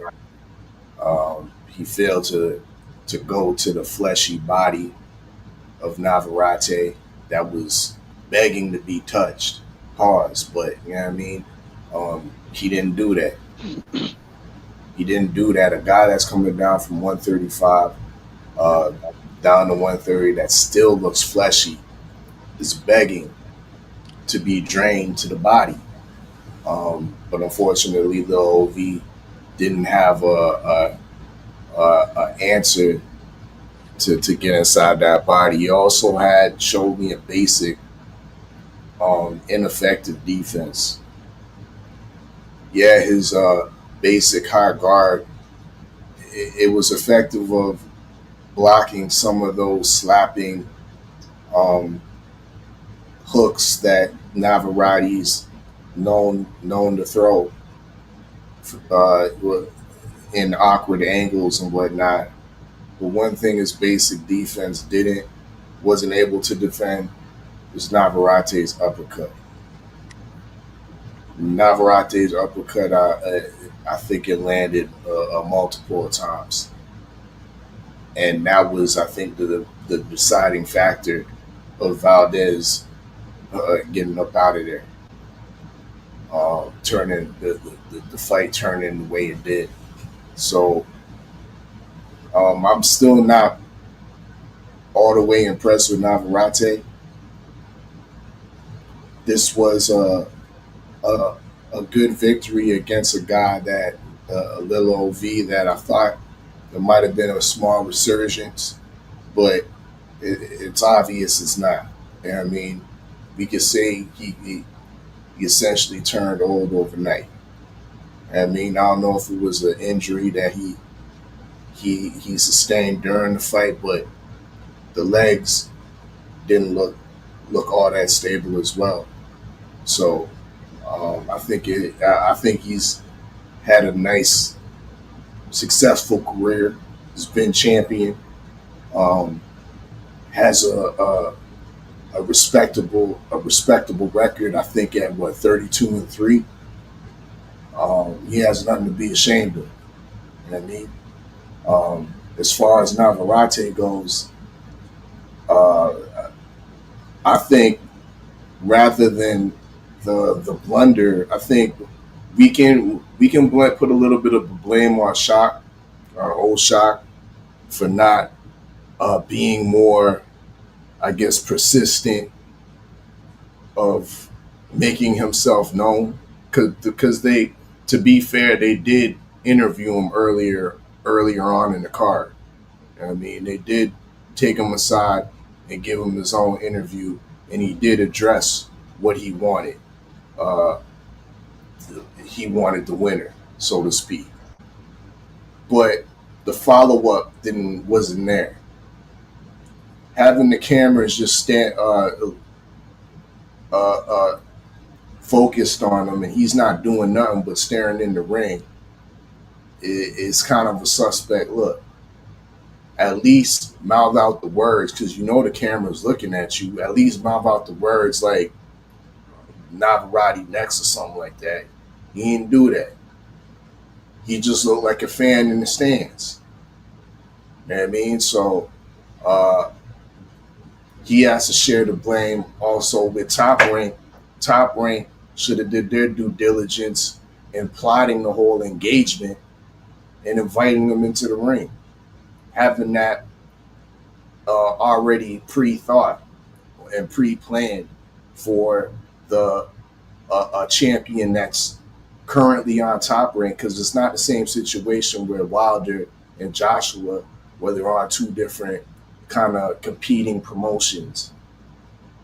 Oshak and Navarete are both under Top Rank, so there shouldn't have been a problem. The Top Rank should have led that whole situation. Like I always say, it makes for good boxing storytelling. You know what I mean? And they dropped the ball on that.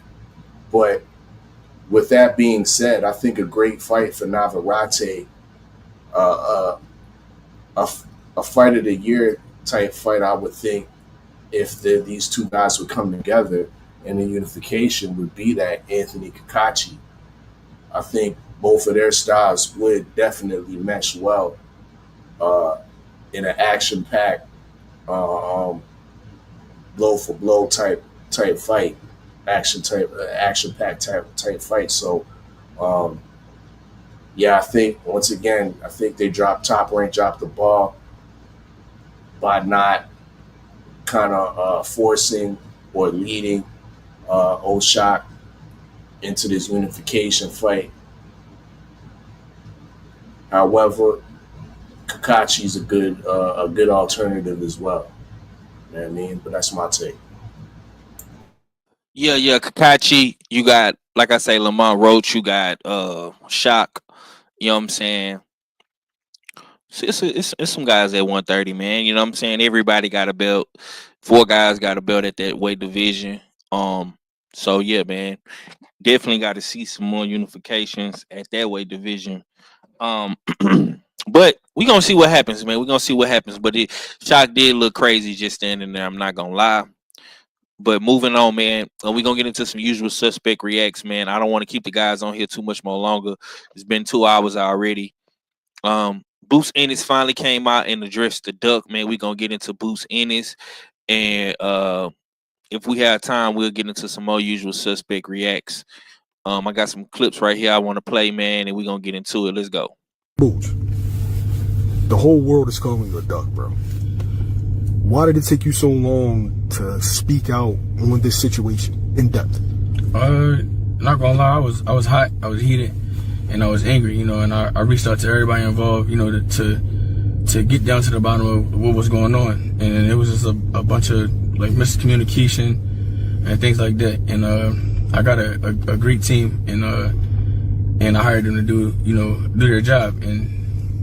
But I just felt like I was out of the loop, and you know, and that's my fault. And like from this point forward, you know, I feel like I should be. I feel like I will be be more in tune with what's going on, and more, vocal, and knowing what's going on and things like that. I never had agreed to fight Virgil Ortiz on February 22nd, and when Eddie called on the deadline, I was undecided whether I was going to stay at 47 or move to 54. Why were you undecided at that point? I was undecided because, as everybody know, I want to unify, be lineal, or at least be undisputed at 147, or get my hands on one of those titles. And what nobody knows is, well, everybody know, because everybody was quote unquote calling me the email champ. So with that being said, I never was able to fight a world champion or take a world title from somebody. I was given the belt. Okay, and this is just a reminder real quick. This is what Boots Ennis said post-fight. I don't know, man. I think it might be time to go to 54, yo. That at 154 is a popping division. It certainly is deep, really 1 to 15. If you could move up next year and challenge anybody, who would it be? Anybody at 154. Anybody with a name. Okay, and this is what Terrence Crawford had to say. Like to fight before. we in two different weight classes. As you see, he just turned down the fight with Virgil to move up to 154 because he said that he's standing at 47. I think Boo's going to do tremendous things in the sport of boxing. I think he's going to potentially clean out the 147-pound division. And when he move up, who knows? We shall see. All right, man. First things first, man. I'm going to come back to Odd Fella, the foreign correspondent, man. I know that's your guy, Terrence Crawford, man. Give me your thoughts on Boots Ennis finally addressing the duck. And how do you feel about this whole entire situation? I'm glad he finally came out of hiding, but I'm still not all the way rocking with his reasonings. You know what I mean? And some of that interview, he actually did admit that it's on him for not being all the way in the loop. Where was you? That puts credence on, once again, what Big Turk said. Big Turk dimed you out and said you ain't answer the call. Why you ain't answer the call? Because you was hot, you was angry. I don't get that. I don't necessarily believe that. You know what I mean? With Big Turk, when Riyadh season is trying to track you down so we can confirm this fight that they want to release on this epic card, and all of a sudden you go ghost because you angry. That don't make no sense to me. Then of course you just showed the evidence of what he said after the fight. It might be time to go to 154. Well, they called your bluff, Boots, essentially, but you didn't have the business acumen enough to turn down the fight immediately. Turn down the fight and have another fight lined up at 147 because you don't. So now that's why everybody's looking at this like you ducked Virgil Ortiz. You ducked the turkey bag. The turkey bag. I like that. Okay. I mean, yeah. Ironically, on Thanksgiving. So that's definitely not a good look for him, and I don't know how it's going to play for him in the future in regards to Riyadh season, because when Big Turk sends you or gives you an offer, and then all of a sudden you pull out or you don't even acknowledge it. Yeah, he don't like that at all. You know what I mean? So we gonna see how this plays. Hopefully, Ennis in the future will be able to line up a nice fight at 140, 147, a unification fight, maybe Stanionis, or something like that. But I'm still not.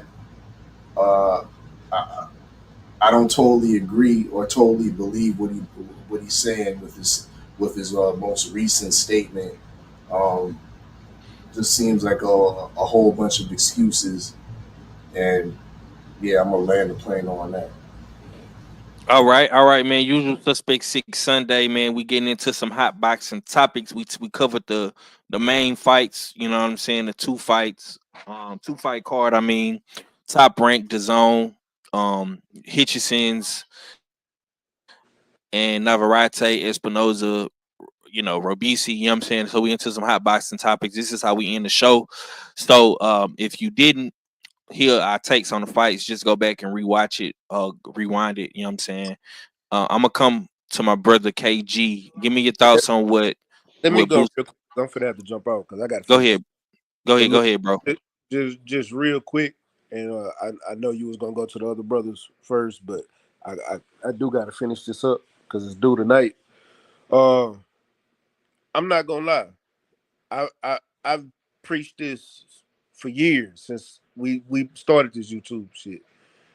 When stuff like that happen and you're not involved, that's still your fault. Turning down lucrative fights and things like that. The people you put in charge of stuff like that, your team, is a reflection of you as a fighter. That's your business, and whether it's Cameron Duncan, whether it's Bob Arum, whether it's Al Heyman, Eddie Hearn, Fish Eyes over there. It don't matter who you got or who you chose. You chose to deal with them people, and then you look at the management that you have. Whoever your manager is, that's talking to, when your promoter finds you a fighter, your manager is deciding if that's the fight, or your agent deciding if that's the fighter, that's the fight. It's still on you. Your people should know. Well, let me call him and check it out and see if he thinks this is a good fight or not. If they don't have you in the loop, that's your fault.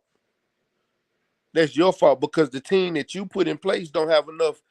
They don't believe in you enough to make those decisions. So they taking it upon themselves to keep you out the loop and just gonna tell you, hey, you got to fight this date. Why would you as a fighter let your team tell you, well, this who you fight next? Instead of coming up with, I got these, like, even Bob Arum not gonna tell you this who you fight next. He gonna put these fights. Hey, you want to fight him? This is how much I pay you if you fight him.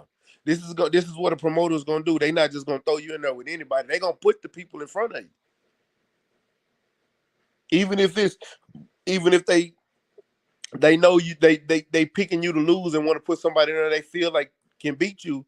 They probably gonna throw more money to try to entice you to take the fight, but they not just gonna throw anything out there. That's on you as a fighter to know better and to know your team on who you got out there. And like you said, from now on, you gonna be in these rooms. You should have been doing that from the jump. You've been in the game long enough to know better. You watch how Cameron Duncan moved with Terrence Crawford. When Terrence Crawford left Cameron and went to Top Rank, Cameron Duncan was still getting paid off of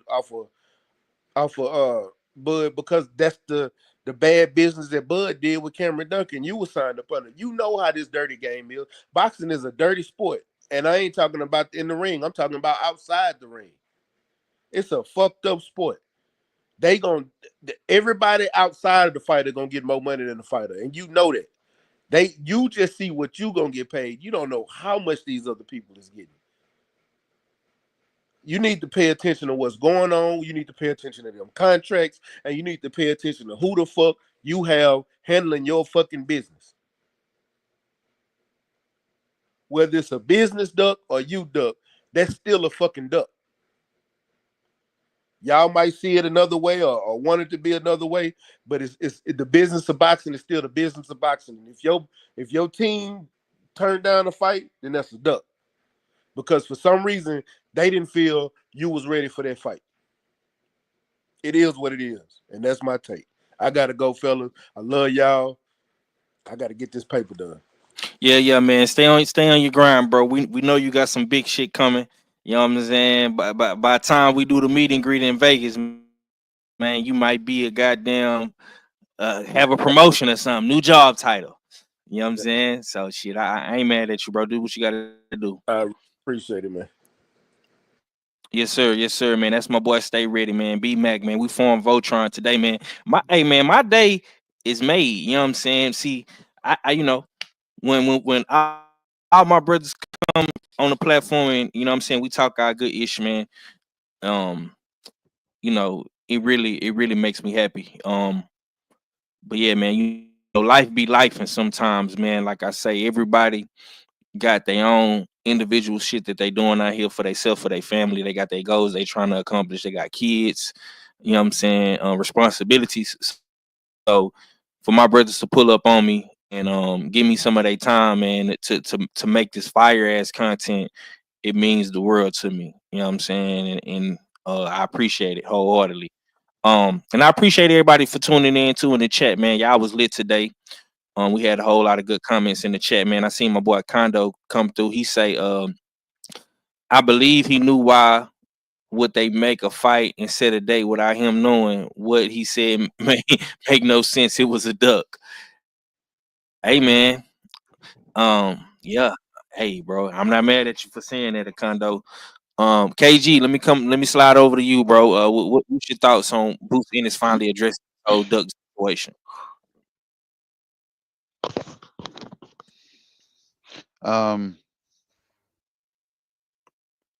It sound weak to me. Mm. Cause I'm just saying, you Yeah. saying you didn't know none of this stuff.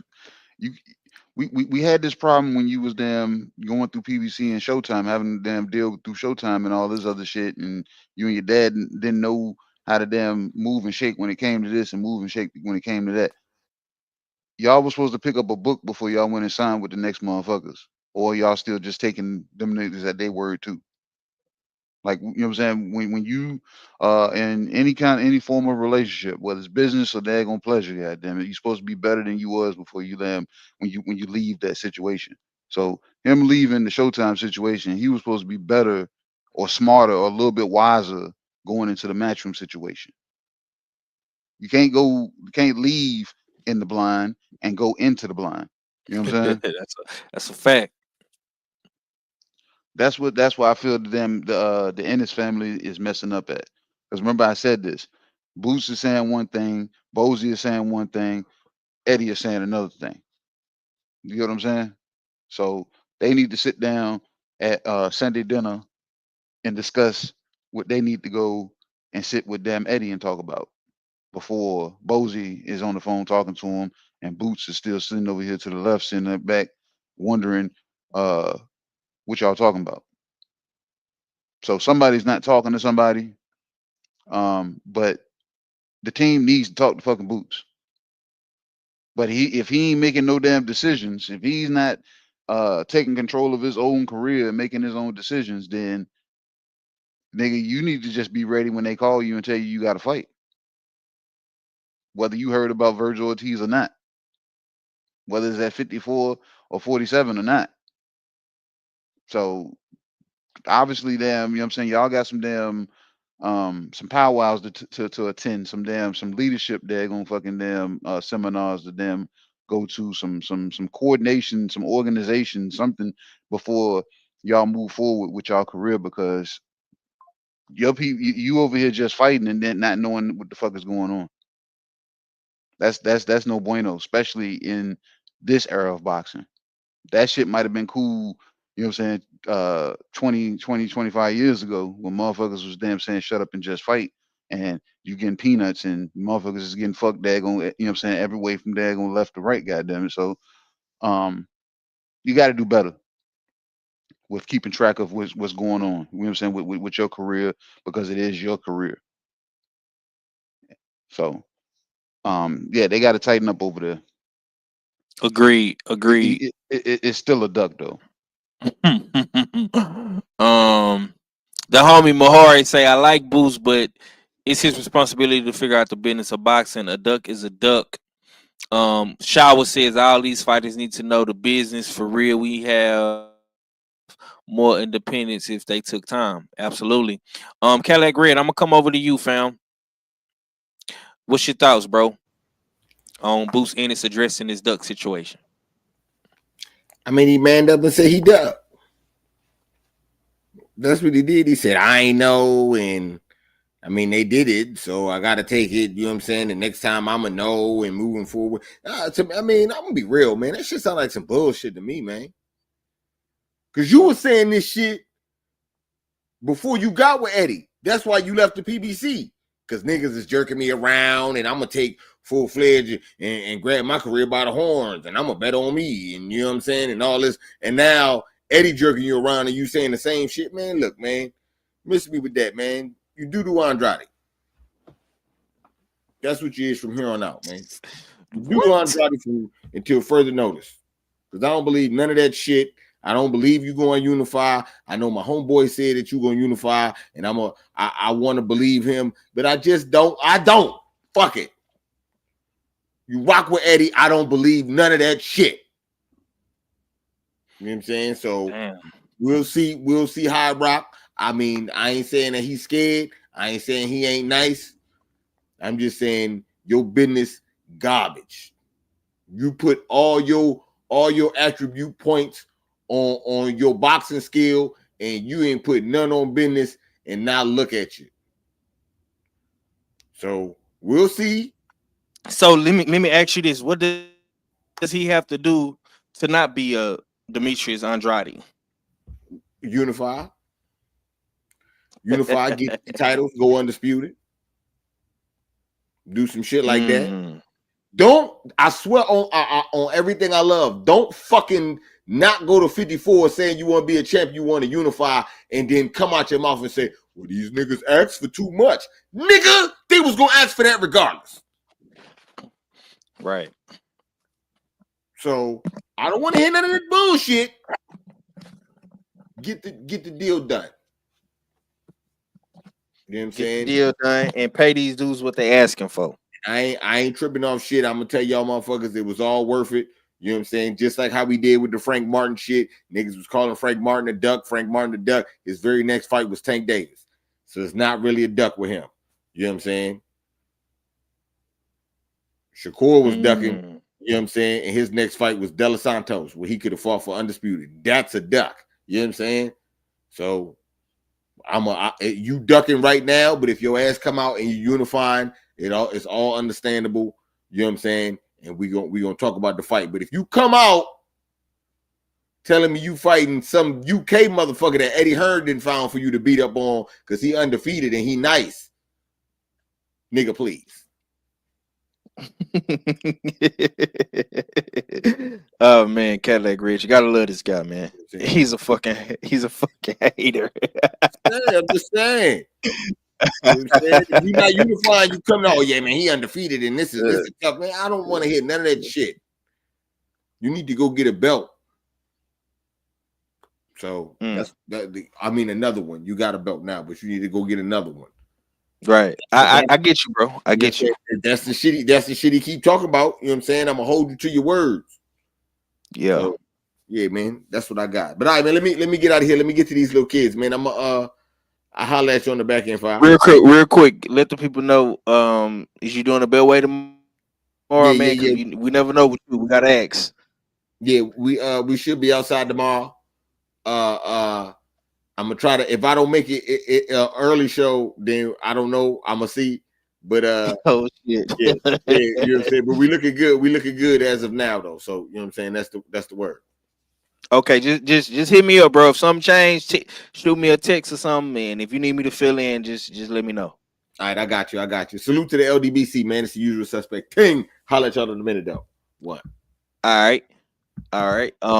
Yeah. So be on the lookout tomorrow for more usual suspect 6 content. We don't know if Red gonna do the beltway, but if not, man, we got Marathon Mondays. In the tuck just in case. Reach to take us home on this topic, man. I save you for last to give your take, man, because you've been caping real hard for Boots. You've been on your Superman, Machiavelli, Bruce Wayne, Act Wayne type time. You know what I'm saying? So how you feel about your man's addressing the duck? Like he said, I'm not gonna be too long-winded. I know the fella's been on here for a minute. He was basically, miscommunication. I do agree to a point where he should have had more access to his team. Even if he was frustrated, he should have still been in the loop with everything.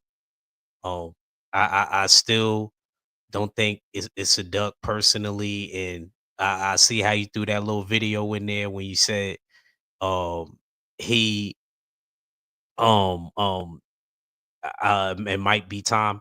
Key word he said is might. It might be time to go up to 154. So he never, stood on that and said like, I'm going to 154. He said it might be time to go up to 54. It's the difference between might and I am. So, we got to pay attention to words. With that being said, would I had liked to see the fight with him and Virgil? Yes. Do I think that fight is going to happen later down the line? Yes. But I think Madrimov is going to dust him off first, so it's not going to be as important after that. So, if Boots could get a unification, it's definitely not a duck to me. If he could get a unification, hopefully he get something going with B. Norman or one of the other champions. and then maybe move up and get acclimated to the weight and do his thing at 54. But like I said, I think it was more of a lack of communication, than anything. I believe that. But that's all I really got on that. I've been talking about this topic forever, but like I said, it is what it is. We'll see what happens in the next couple of months.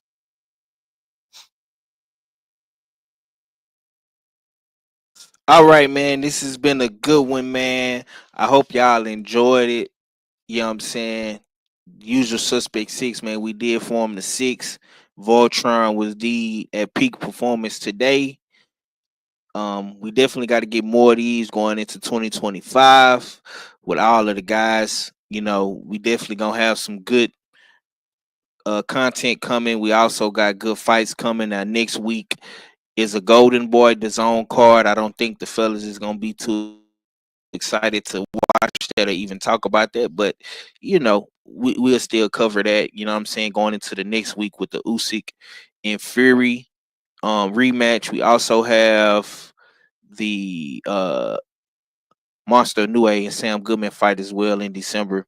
So December is gonna end pretty decent. You know what I'm saying? I don't know what January holds for us in boxing. We have not got any fight dates in boxing for the month of for January, but we got some shit coming in February. Of course, everybody know about February, and then of course in March we got the Tank Davis and Lamont Roche card. So it's looking pretty decent on the up and up. I'm gonna get some last words from everybody before we get up out of here. And once again, I appreciate everybody for tuning in. I appreciate my brothers for pulling up. Usual Suspect 6 Sundays, man. If you watching this, smash the like button. Get in the comment section, leave a comment. You know what I'm saying? And whether it's on my channel, if it's on Smoke City, you know what I'm saying? And be sure to follow us on all social media platforms, man. KG, let me get your last, my brother. Shit, man. Of course, man. It's been another good one. We had a good weekend of fights. We kind of go stale this weekend. We got fights, but I don't think it's too much that we're gonna be really talking about too heavy. I didn't see too much when I was looking at this list of fights, but we're gonna be bullshit on the Beltway tomorrow, hopefully. You know what I'm saying? But y'all gonna catch me there. Y'all catch, and if we ain't bullshit on the Beltway, you know what I'm saying? Me and Five gonna get, you know what I'm saying? We'll get to it and give y'all something from the from the checkup perspective. Because you know what I'm saying, I know he has some shit to them to use that I know he didn't use today that we probably weren't able to get to, or You five already hollers. know. Yeah, or he got some other shit that's in the Yeah. tuck. You know what I'm saying? But even still, shout out to the chat. Shout out to the to the fact that we formed Voltron, and you know what I'm saying. Y'all know what it is, man. Mahar, we're gonna be looking for you. We're gonna be looking for you on that basketball court, man. So you better be in the gym working on that flicked ass jumper you got. He better Act be in that Reacher. bitch working on this left hand. That's what he need to be doing. So he can dribble to the left. That's what he need to work on. Yeah, yeah, man. Act Reacher, man. Give me your last, brother. Let the people know what you got coming, man. And tell Mahari, um, some advice, man. He gonna need when we get back on that court. You know what I'm saying? Because he still got Act Reacher problems. Oh man, yeah, I'm looking forward to that. I'm looking forward to that. Shout out to Mahari. You know what I mean? Fun dude to play against. Stop talking about them Knicks. You know what I'm saying? Because the Bulls ain't shit. And salute to everybody that came in the chat in the comment sections. Salute to all the brothers they came through for Voltron. I know we got to be on the back end real quick so that we see if Steels, I guess he got something new lined up real quick. I'm gonna be in the backstage real quick, seeing what they want. And yeah, man, make sure y'all check us out later on Comic Cons. We're gonna do movies that should have had sequels. 5 movies that had sequels. Oh shit! You say five movies that should have been sequels? Yeah, that was kind of one and done's. See, I don't be getting invited to them shows. Maybe I should have bought you. See, but if I put, we already be having 3 people, and they have. No. Do you think? That's y'all shit? You know what I'm saying? Forever. That should be taken forever. But you know what? When we do sports movies next week, okay, I think I'll bring you on there because I think you should definitely have a list for that.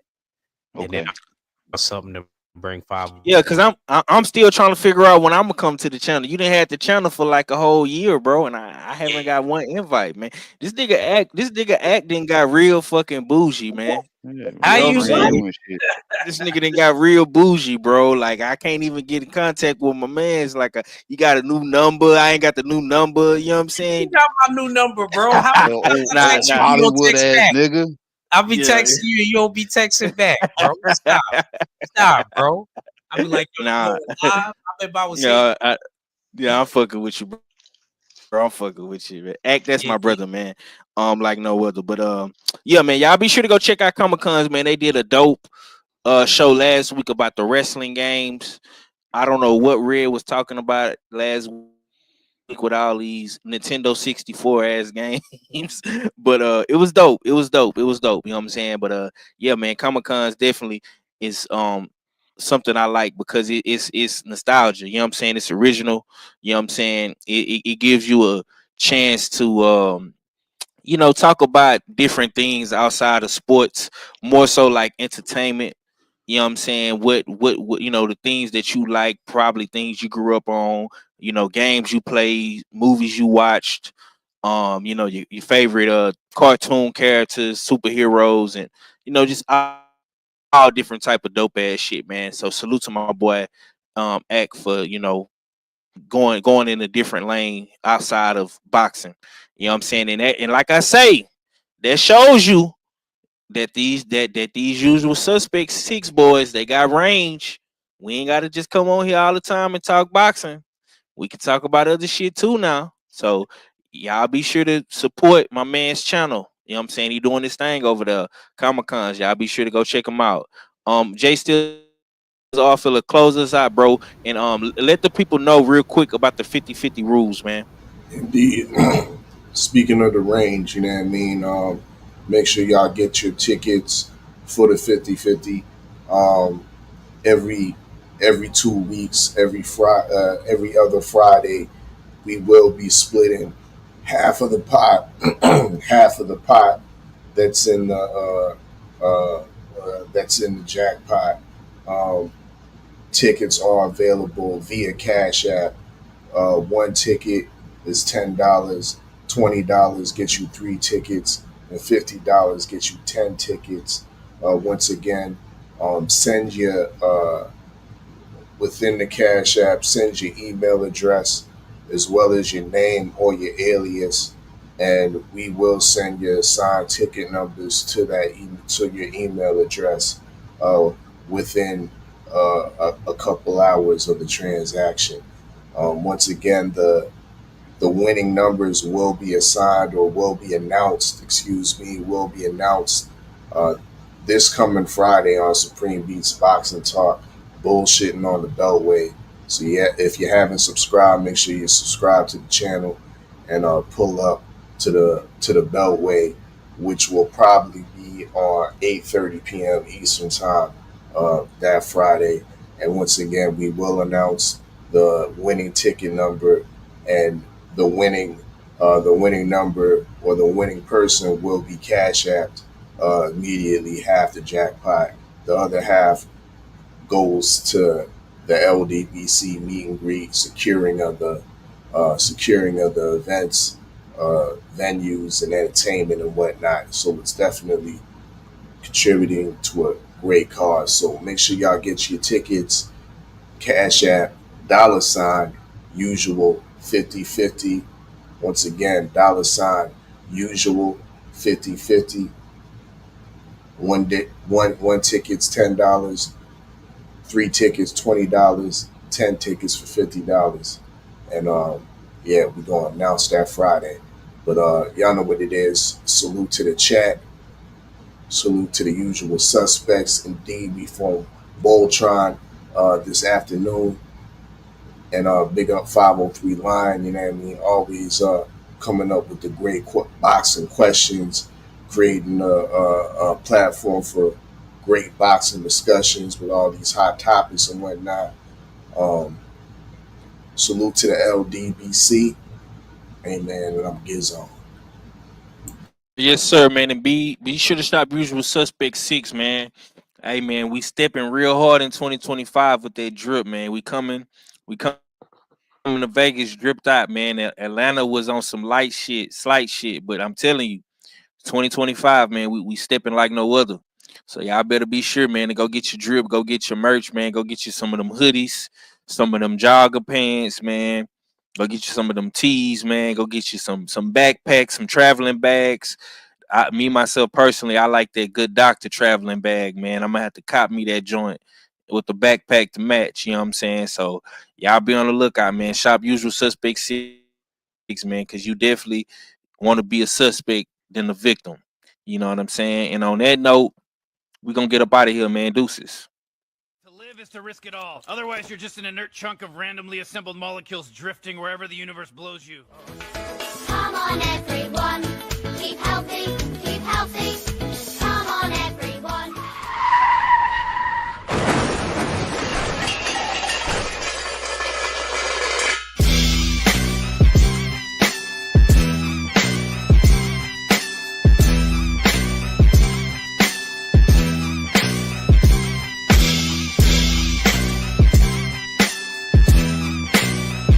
It's a Usual Suspect.